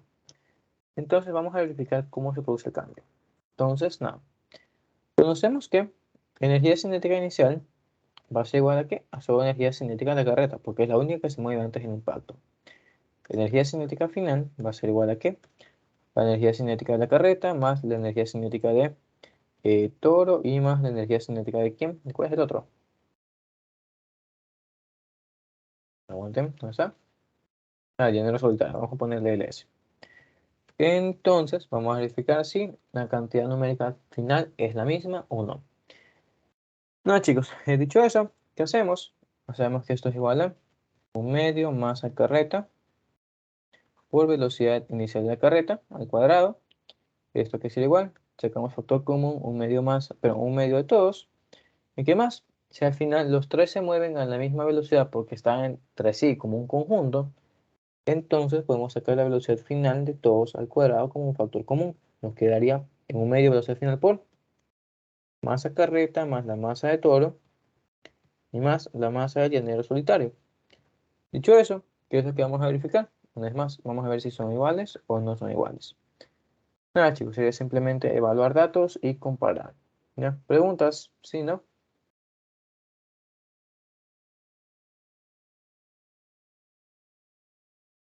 Ok, asumo que estamos bien. Entonces, hay otra forma de hacerlo también, sería sin reemplazar datos numéricos, simplemente reemplazando fórmulas aquí, pero se dan cuenta que hay que elevar al cuadrado y no es bonito. Entonces, nos evitamos eso. Aquí quiero realmente que sea más sencillo evaluar numéricamente. Y listo. Entonces, nada, sería 1/2 por los 300 kilogramos, sería 150 por velocidad inicial que es de, ¿cuánto salió? De 10.12, ya estoy cuadrado. Sería entonces 15.362 newtons, perdón, joules, punto 2 vamos a ponerle. Hacemos lo mismo para calcular lo de abajo, sería, nada, velocidad final al cuadrado, 6.97 cuadrados sobre 2, y esto por la masa total, 300 más 235, los dos que están trepados, y esto ¿qué nos dice? Esto nos dice que al final tenemos 10.566.3 joules. Y como sabemos, ¿qué ocurre con esto? Está disminuyendo, ¿no? Entonces, respuesta, disminuye y ¿cuánto sería, perdón, ¿cuánto sería el cuánto? Va a haber redundancia. Es simplemente la diferencia, ¿ya? Se pierden 4.000 y algo de joules. Listo. Nos vamos con más cosas, donde sea más interesante esto de aquí. Ahí se con los problemas, no creo. A ver. Ya, es aquí, uno de bala. ¿Qué sabemos de los proyectiles? Sabemos que cuando algo choca con otra cosa, entonces las dos cosas se mueven. Dicho eso, este típico problema de impacto se toma en exámenes, ¿ya? Entonces, ¿qué tenemos? Tenemos una bala rifle, tenemos su masa, se incrusta en un bloque. Esta no su masa también. Ay, qué bonito, se suma y en baja de 1 kilogramo. Ya. No hay fricción, tenemos que la masa está como resorte, el impacto hace que se comprima 15 centímetros. Ya nos da un dato para hacer una extrapolación por ahí. Nos preguntan la velocidad del bloque después del impacto y qué rapidez tenía inicialmente la bala. Listo. Entonces, ¿cómo hacemos esto? Primero, hay que empezar desde el final, ya para este tipo de problemas. ¿Por qué? Lo único que conocemos es que al final el resorte está comprimido. Entonces, sabemos que hay energía elástica aquí almacenada. Sabemos que la compresión es de 15 centímetros. Entonces, si pasamos al sistema internacional, no nos olviden de eso. Serían 0.15 metros. Belleza. Sabemos que la energía cinética final, pero energía mecánica final, tiene que ser igual a la inicial porque no hay fricción en este sistema. Y vamos a definir también qué es inicial para este caso. En tal caso, sabemos que la energía mecánica final es simplemente la energía del resorte. Entonces sabemos que esto va a ser igual a 1 medio K por delta X al cuadrado. Delta X ya lo conocemos, nos falta conocer K. Para eso nos dan estos datos. Entonces, ¿qué sabemos? Sabemos que cuando se comprime, cuando están 25 centímetros, no son 25, son 2.5 milímetros, ya como quieran verlo. Para realizar esta compresión se requiere esta cantidad de fuerza. Entonces tenemos que, vamos a hacerlo todavía. Sabemos que la fuerza de resorte, la fuerza para cumplir un resorte va a ser igual a K por delta X. Entonces tenemos 0.75 es igual a K por delta X. Una vez más pasamos al sistema internacional, entonces sería 0.0025 metros. No pasamos esto de centímetros a metros. Ahí es. Entonces, nada, tendríamos que K vale, déjame ver, 65 dividido por 0.0025, ya, K es igual a 300 newtons por metros, por lo tanto podemos nosotros calcular la energía mecánica final y podemos arrancar después de eso, ¿ok? Sería entonces eso ahí dividido para 2 por la compresión que nos dicen que es de 15 centímetros, 1.15 cuadrado. Entonces la energía mecánica final es de 3.38 joules. ¿Ok? Está bien, podemos dejar eso ahí un momento. ¿Por qué no les dije directamente que calculen energía mecánica inicial? Porque podemos nosotros interpretar inicial como la energía inicial de la bala.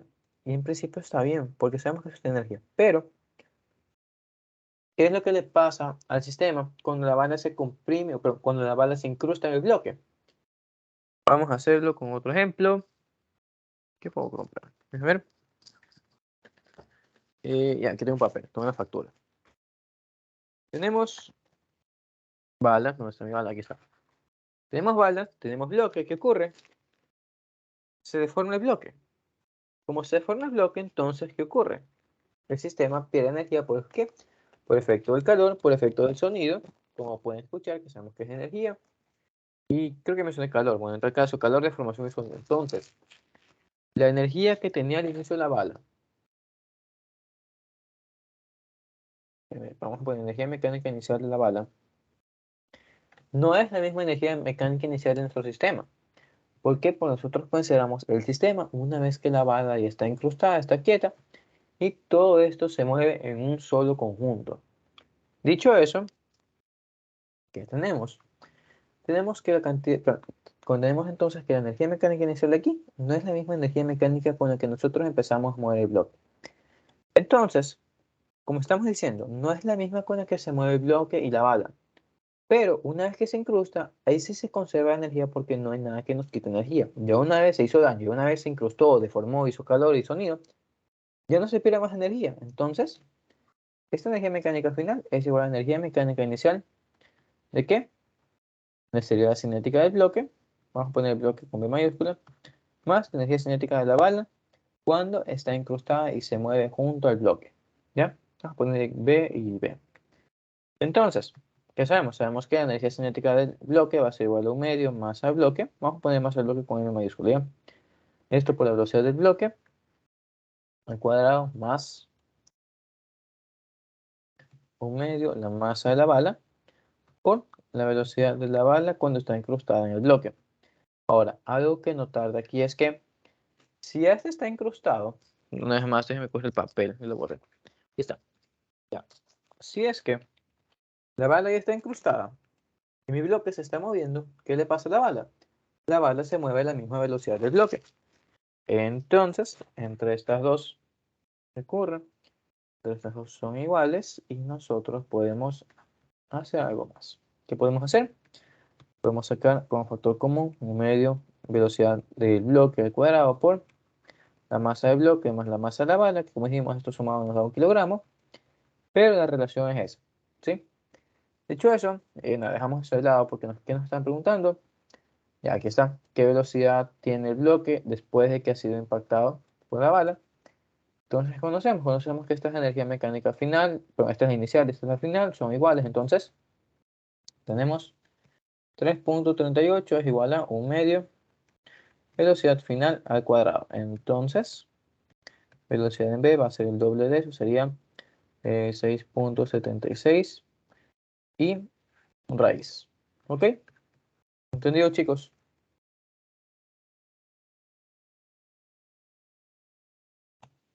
Sí, sí. ¿Ok? Entonces, esto nos da 2.6 metros por segundos. Listo. Por un lado, encontramos que esa es la velocidad del bloque. Belleza, está bien. ¿Qué nos preguntan antes? Pero ¿qué nos preguntan después? ¿Qué rapidez tenía inicialmente la bala?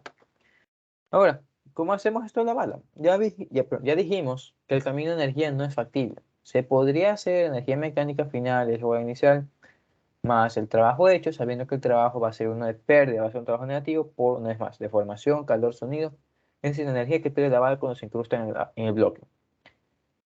Podemos hacer eso si supiéramos cuánta energía se pierde en el bloque, pero no lo conocemos. Entonces, ¿qué hay que hacer? Trabajar con cantidad de movimiento. Una vez más, tenemos esta propiedad de que la cantidad de movimiento en un choque se conserva siempre cuando no hayan fuerzas externas. ¿Y cómo puedo interpretar esto de que no hayan fuerzas externas? Puede ser, por ejemplo, aquí está, ¿cómo está mejor? Un choque típico en Guayaquil. Ya tenemos un carro, no ve la moto que está parada, entonces viene y le pega. Y como el conductor está distraído por asustarse, en vez de frenar, le mete más al acelerador. Entonces, estamos aumentando la cantidad de movimiento del sistema, por lo tanto, ahí no se conserva. En este caso, vemos que no hay fuerzas externas, por lo tanto, la cantidad de movimiento se conserva. Dicho eso, ¿qué tendríamos? Tendríamos que cantidad de movimiento antes del choque, asegurar cantidad de movimiento después del choque. ¿Ok? ¿Qué se mueve antes del choque? Se mueve la bala. A la derecha decimos que masa de la bala es masa pequeña, ¿ok? Masa de la bala por la velocidad de la bala. ¿Hacia dónde es la derecha? Entonces vamos a decir que positivos a la derecha. Para este ejercicio no nos molesta mucho porque todos son a la derecha, pero bueno, hay que tener en cuenta. Después del choque, ¿qué se mueve? Después del choque se mueve la bala con la velocidad del bloque, porque una vez más se incrustó en el bloque, y se mueve el bloque con la velocidad del bloque, por una vez más el impacto. ¿Qué ocurre esto? Nosotros conocemos esto aquí, conocemos la masa por individual. Entonces, ¿qué tendríamos? Tendríamos que la velocidad inicial de la bala antes del choque va a ser igual a ¿qué? Una vez más, se dan cuenta, no son lo mismo. Entonces, masa pequeña más masa grande no son kilogramos, se va. Sería masa del bloque sobre la masa de la bala. Entonces, esos son 8 gramos que habría que hacer. Dividir los 2.6 que nos salieron hace rato para 0.008 kilogramos. ¿Qué nos dice eso? Eso nos dice que la velocidad de la bala va a ser igual a 325 metros por segundo. ¿Ya? ¿Preguntas, chicos? ¿Todo bien? ¿Todo claro? Sí, todo claro. Ok. Vámonos con esta acá. Esta se ve importante. Vamos a hacerlo, no pasa nada. A ver, ¿qué tenemos de eso?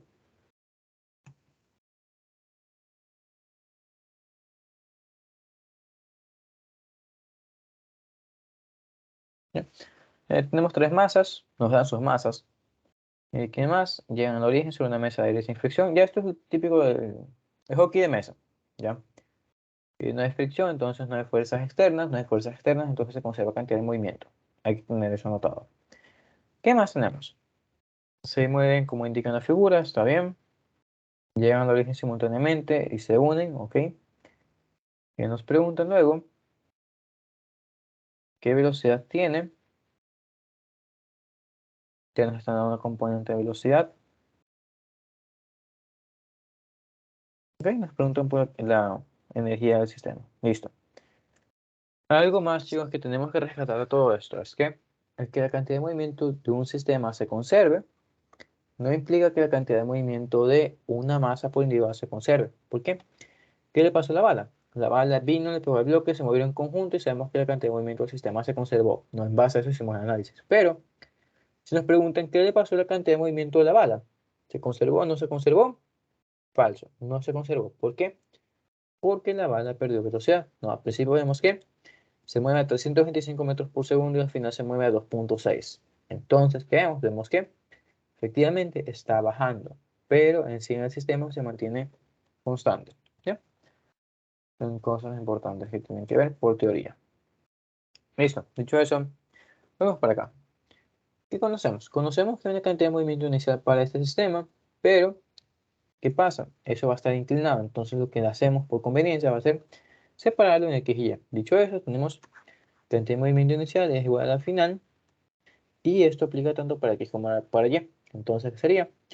Tenemos cantidad de movimiento inicial en X, va a ser igual cantidad de movimiento final en X. Dicho eso, aquí, como se dan cuenta, están cosas moviéndose en distintas direcciones, entonces sí es importante definir un sentido positivo. Entonces, ¿qué hay que hacer? Lo ponemos por aquí. X positivo para la derecha, Y positivo para arriba, y se entiende que el negativo va a ser para los otros lados. Entonces, nada. ¿Qué sería esto? Esto sería igual a la masa A, vamos a ponerle masa A por velocidad inicial de A en X, pero negativa. ¿Por qué? Porque va a la izquierda. ¿Qué más tenemos? Tenemos que va a ser lo mismo con la B, no también va a la izquierda, entonces masa de B, velocidad inicial de B en X, y por último tenemos la de C, que va a ser igual a más, la única es positiva, ¿no? Más la masa de C por velocidad inicial de C en X. ¿Ok? ¿Qué más sabemos de esto? Sabemos que esto es igual a la final de todo el sistema. Entonces, ¿qué nos dicen al final del sistema? Se unen y viajan a 0.5 metros por segundo en dirección más X. Entonces, nos están diciendo que es más X. En este caso sería derecha, por tanto, sigue con nuestra conversión de positivo, pero nuestra convención de positivo, entonces sería más. ¿Qué cosa? El sistema se mueve todo como uno solo porque se ha unido, entonces sería más este total, y como todos se mueven como uno solo, sería más velocidad final en X. Dicho eso, ¿qué es lo que nos piden encontrar? Nos piden encontrar qué cosa, déjenme ver. Ya, componente en X y Y de la velocidad C. Listo. ¿Qué hacemos entonces? Nos ponemos a revisar qué datos tenemos de nuestra ecuación. Inicial de A la conocemos, final de A, inicial de B la conocemos. Esta es nuestra incógnita, esto todo lo conocemos. Entonces hay que despejar esto de aquí. ¿Por qué decimos que conocemos esto? Porque no es nada más que un triángulo. No para A, de hecho ya está en X, entonces simplemente sería 1.5. Para B, ¿qué hay que hacer? Como dijimos, un triángulo, entonces tenemos que el triángulo se vería de esta forma. ¿Ya? A la izquierda, ¿qué va? A la izquierda está yendo. ¿Qué sería?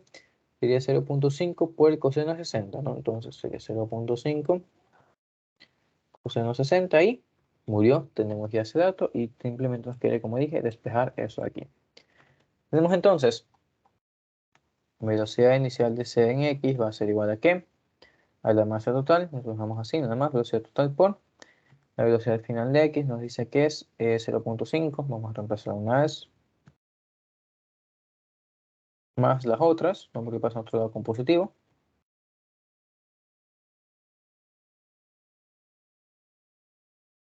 Esto era 1.5 de una vez.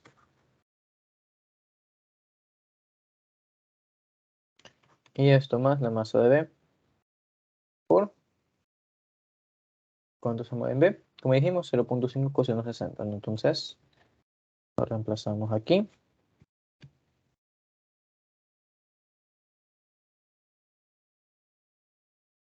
¿Y qué más queda hacer? Mandar dividir la masa de C para todo esto. No me olvide de eso. Listo. Entonces, nada, chicos. Simplemente hay que reemplazar, evaluar. Y así tenemos lo inicial de C en X. Para Y es básicamente lo mismo, ¿sí? Entonces, nada. Masa total sería 0.2, 0.3, 0.5 sería 0.1. Ya, 0.1 por 0.5 más la masa de A 0.02 por 1.5 más la masa de B 0.03 por 0.5 coseno de 60. Todo para la masa de C, que es T, 0.05.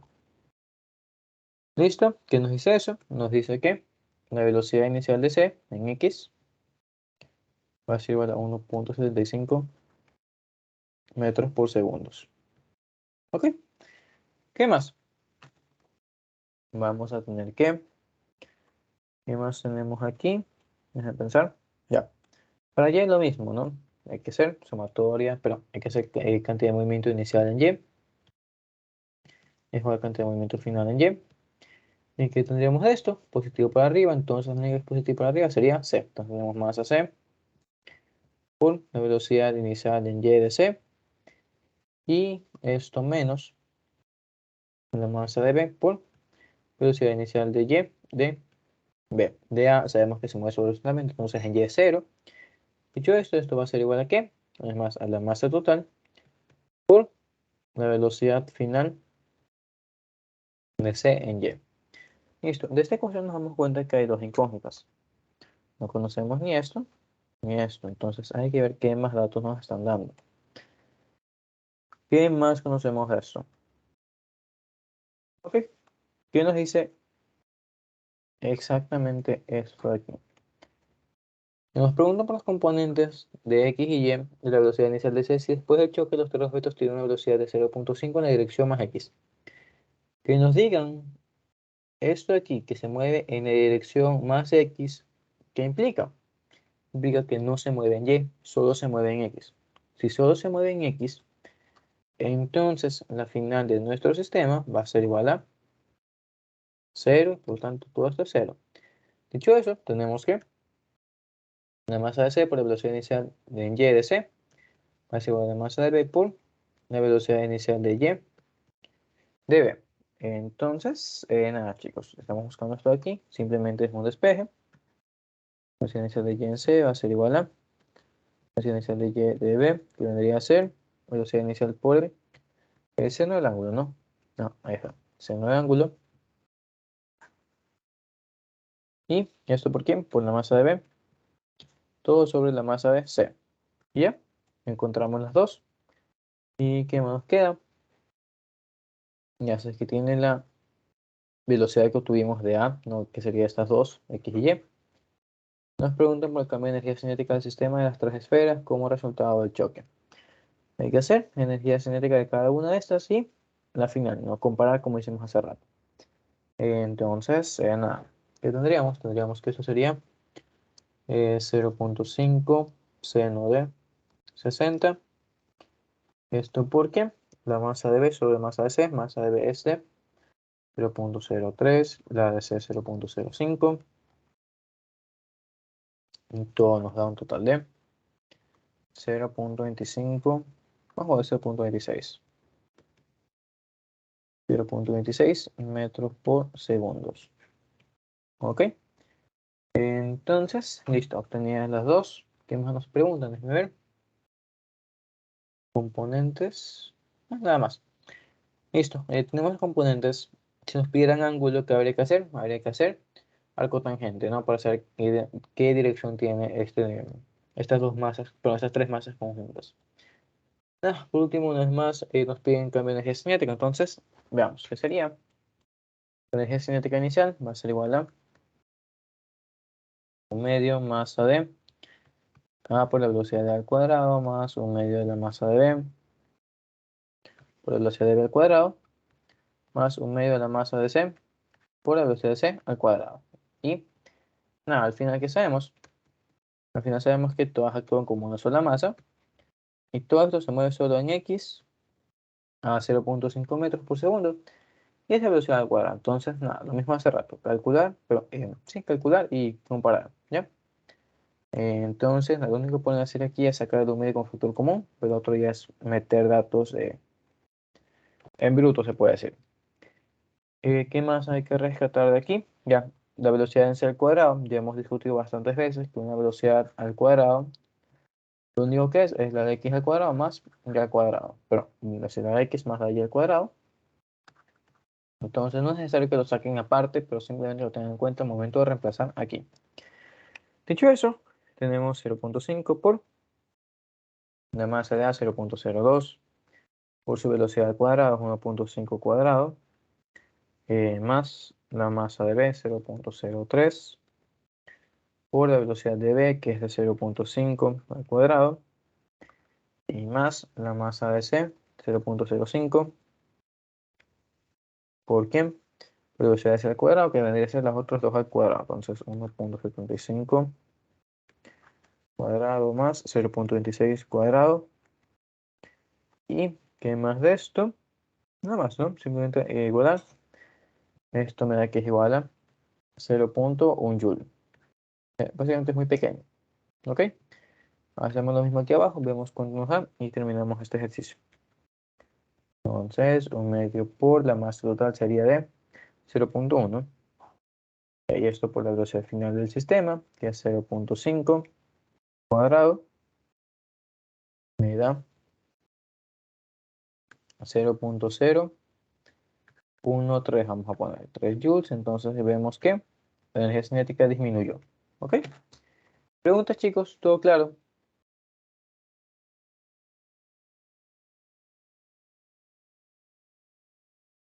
¿Ya? Asumo que sí.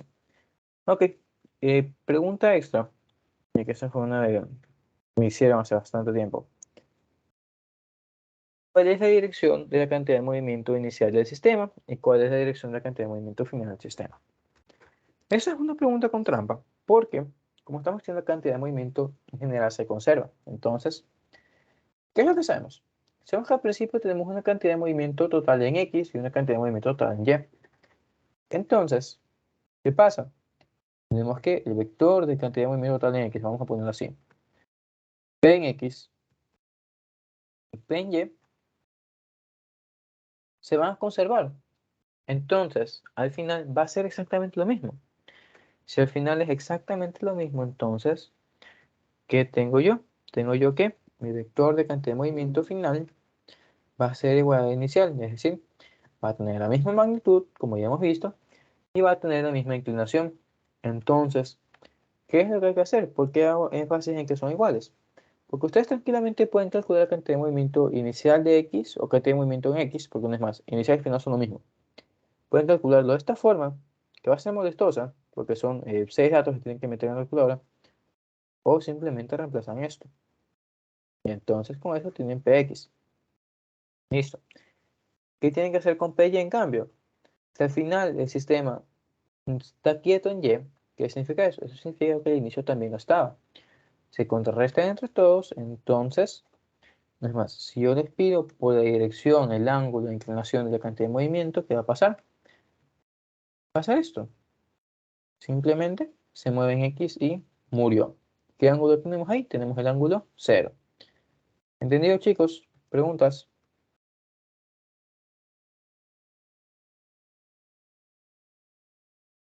¿No? Teoría. Eso es simplemente teoría, ¿sí? Ya, vamos a copiar esto de aquí.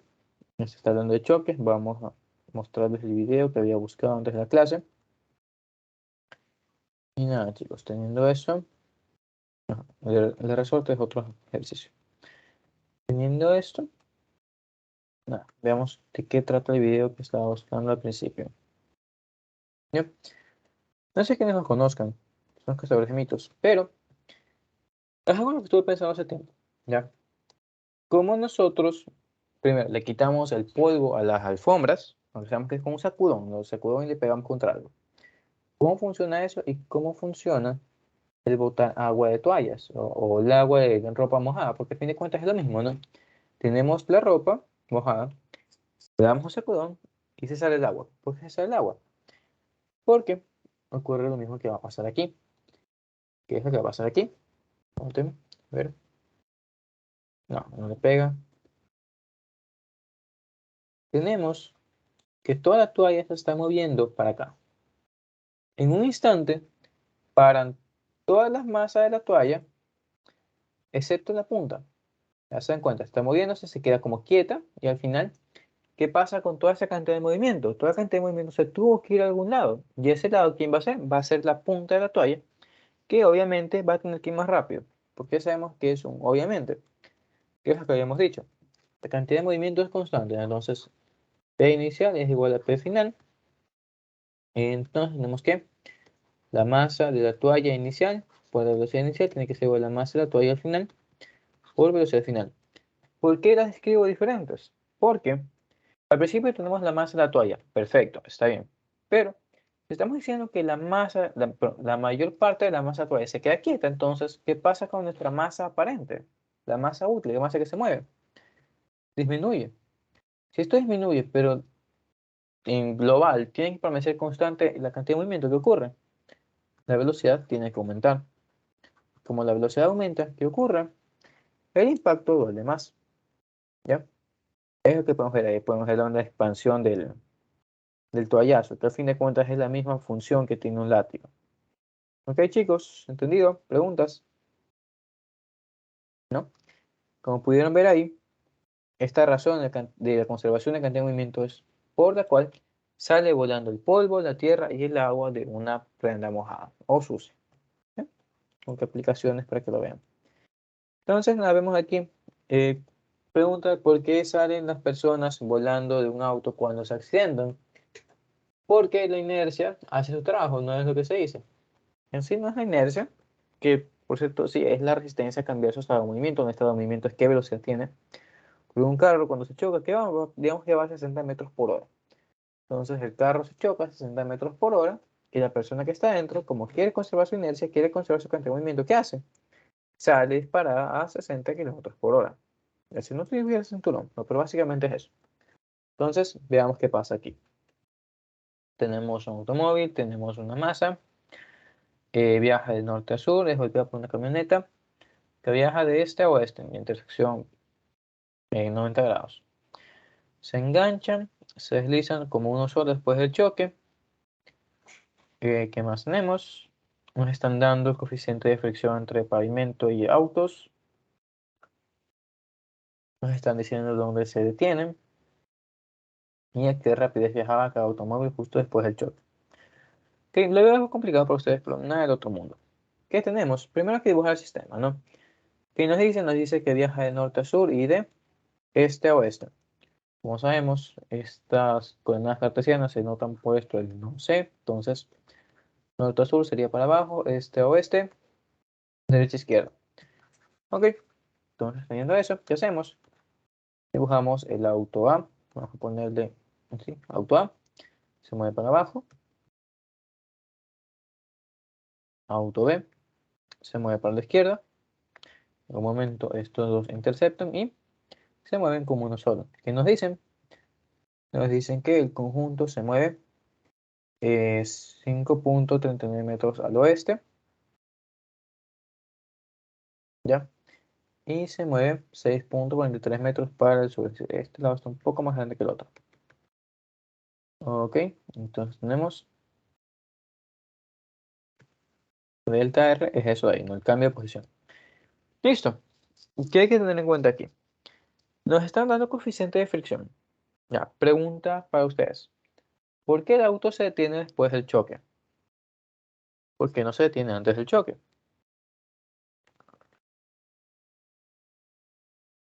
Por, me robamos. Bueno, no pasa nada.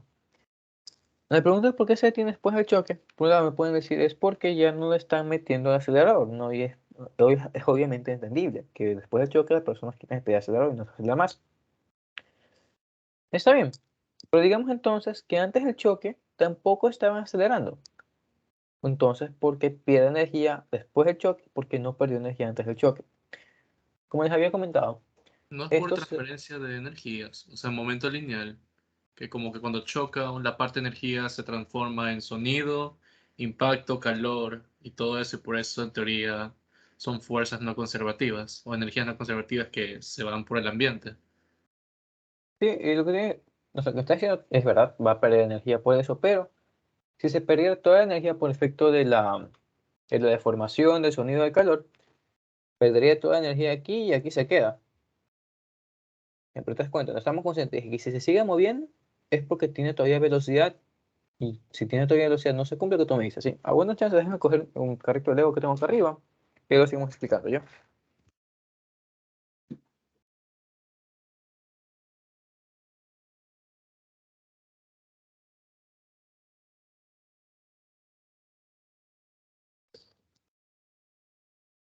Listo. Entonces, bueno, chama, una araña muerta también. Y nada, el carrito está aquí. ¿Por qué decimos que pierde energía después del choque y no antes del choque? No, aparte de esto de deformación, que sí es verdad, va a perder bastante energía por deformación, sonido, calor, toda esa vaina. Pierde energía ¿por qué?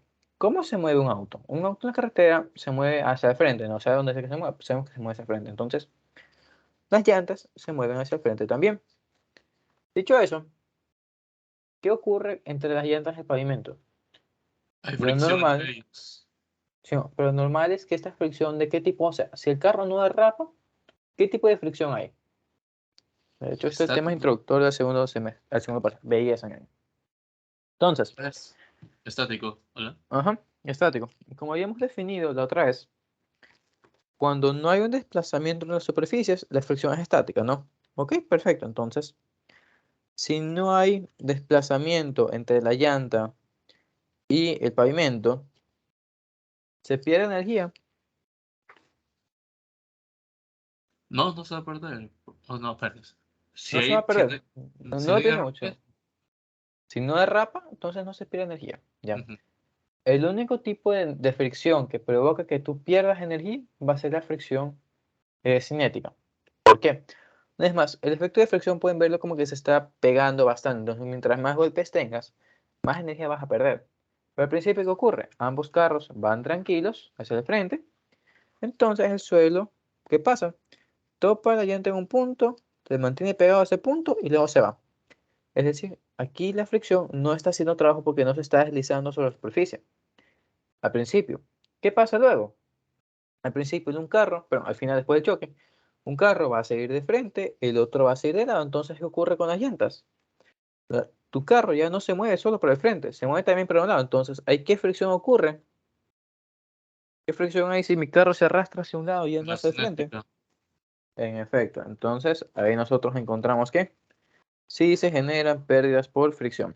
¿Ok? Entonces Entonces, también sería en ese caso cuando frenas, porque ahí estás haciendo que las llantas se arrastren para que pierda energía. no las llantas contra el pavimento, pero se pierde entre las llantas y el freno. ¿Tú has visto cómo funciona el freno? ¿No? Es como que agarras la parte esa metálica sobre dos placas. Entonces, ahí hay fricción cinética y esa es la que hace que el carro se detenga. No contra el pavimento. Contra el Mm. pavimento es si vas muy rápido, presionas el freno, se bloquean las llantas y ahí se desliza sobre la calle. ¿Ya? Sí, pues tienes bastantes buenas ideas. Vamos bien.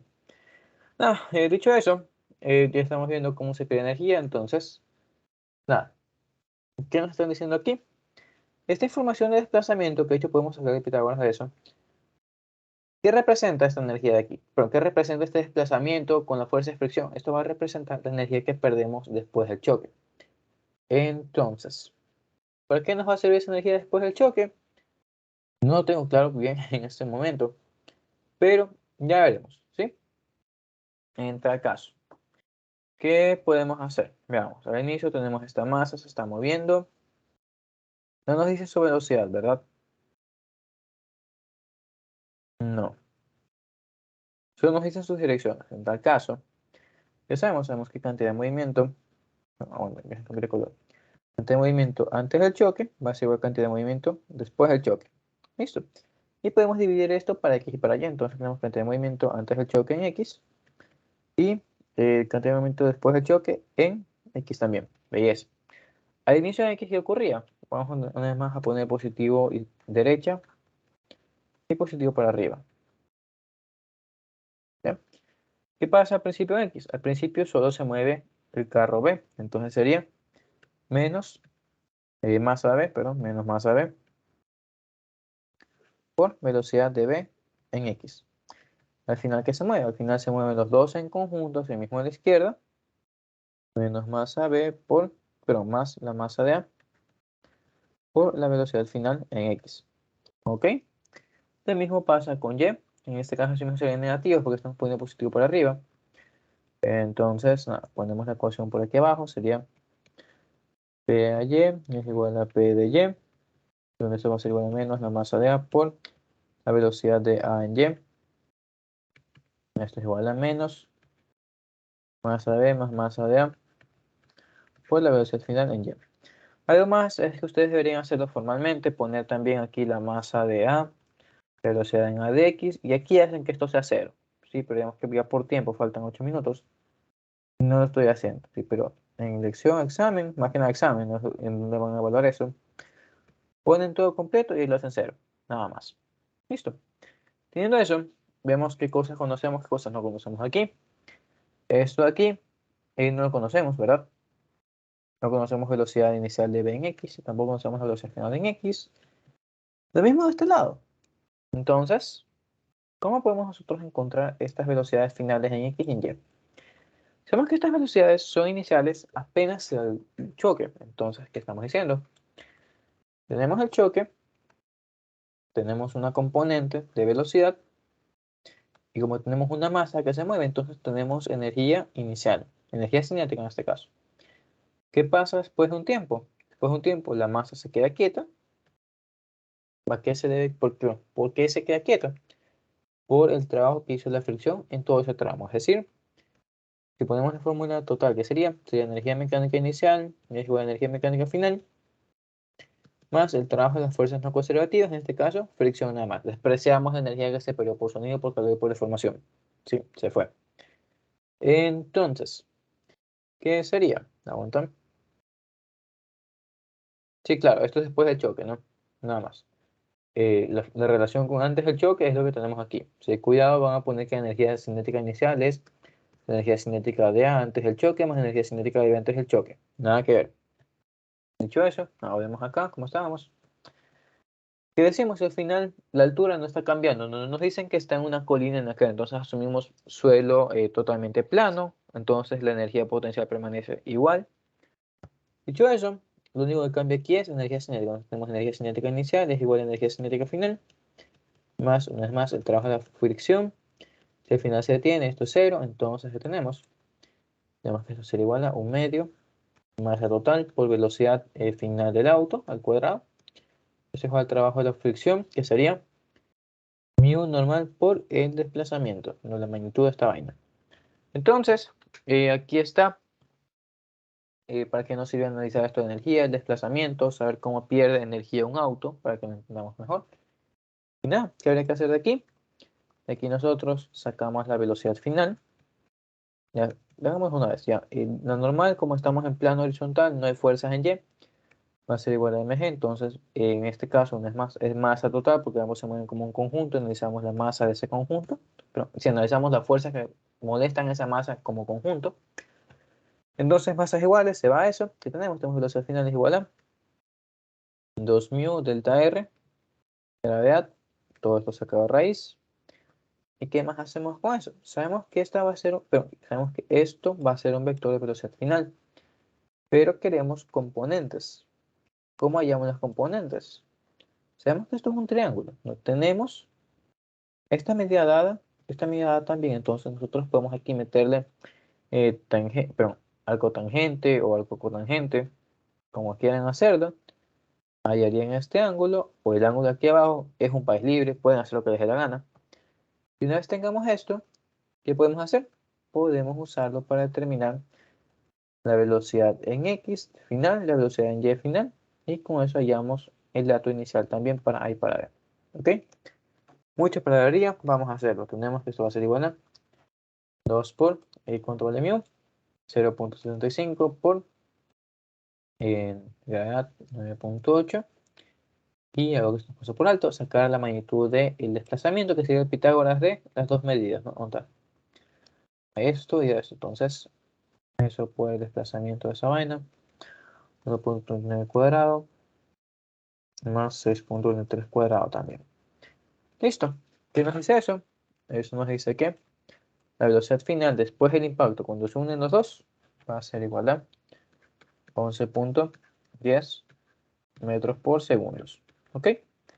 Vamos a sacar ahora el ángulo para hallar lo de x y lo y individualmente. Entonces, por tradición, vamos a quedarnos con el de x, perdón, con el ángulo que está pegado a la horizontal. Entonces, ¿qué tendríamos? Tenemos que cotangente, perdón, tangente. El ángulo va a ser igual a y sobre x. Entonces, el ángulo que sería igual sería algo arco tangente de eso, ¿no? Entonces, tangente inversa de y, que sería un 5.43, perdón, 6.43 sobre x, que es 5.39, nos da un ángulo de 50, básicamente 50 cerrado, ¿ya? Esto es igual a 50 cerrado, entonces usamos este ángulo para dibujar el triángulo de velocidad, que de hecho está aquí, vamos a usarlo. ¿Qué tenemos? Tenemos que esto lo vamos a representar ahora como velocidad inicial. Y sabemos que el ángulo aquí es 50. Entonces, ¿cómo calculamos velocidad en x y velocidad en y? Bueno, esto es final, no después del choque. ¿Cómo calculamos eso? Para x sería 11.10 coseno 50, para y 11.10, perdón, ese 11.10 seno 50 y murió, ¿verdad?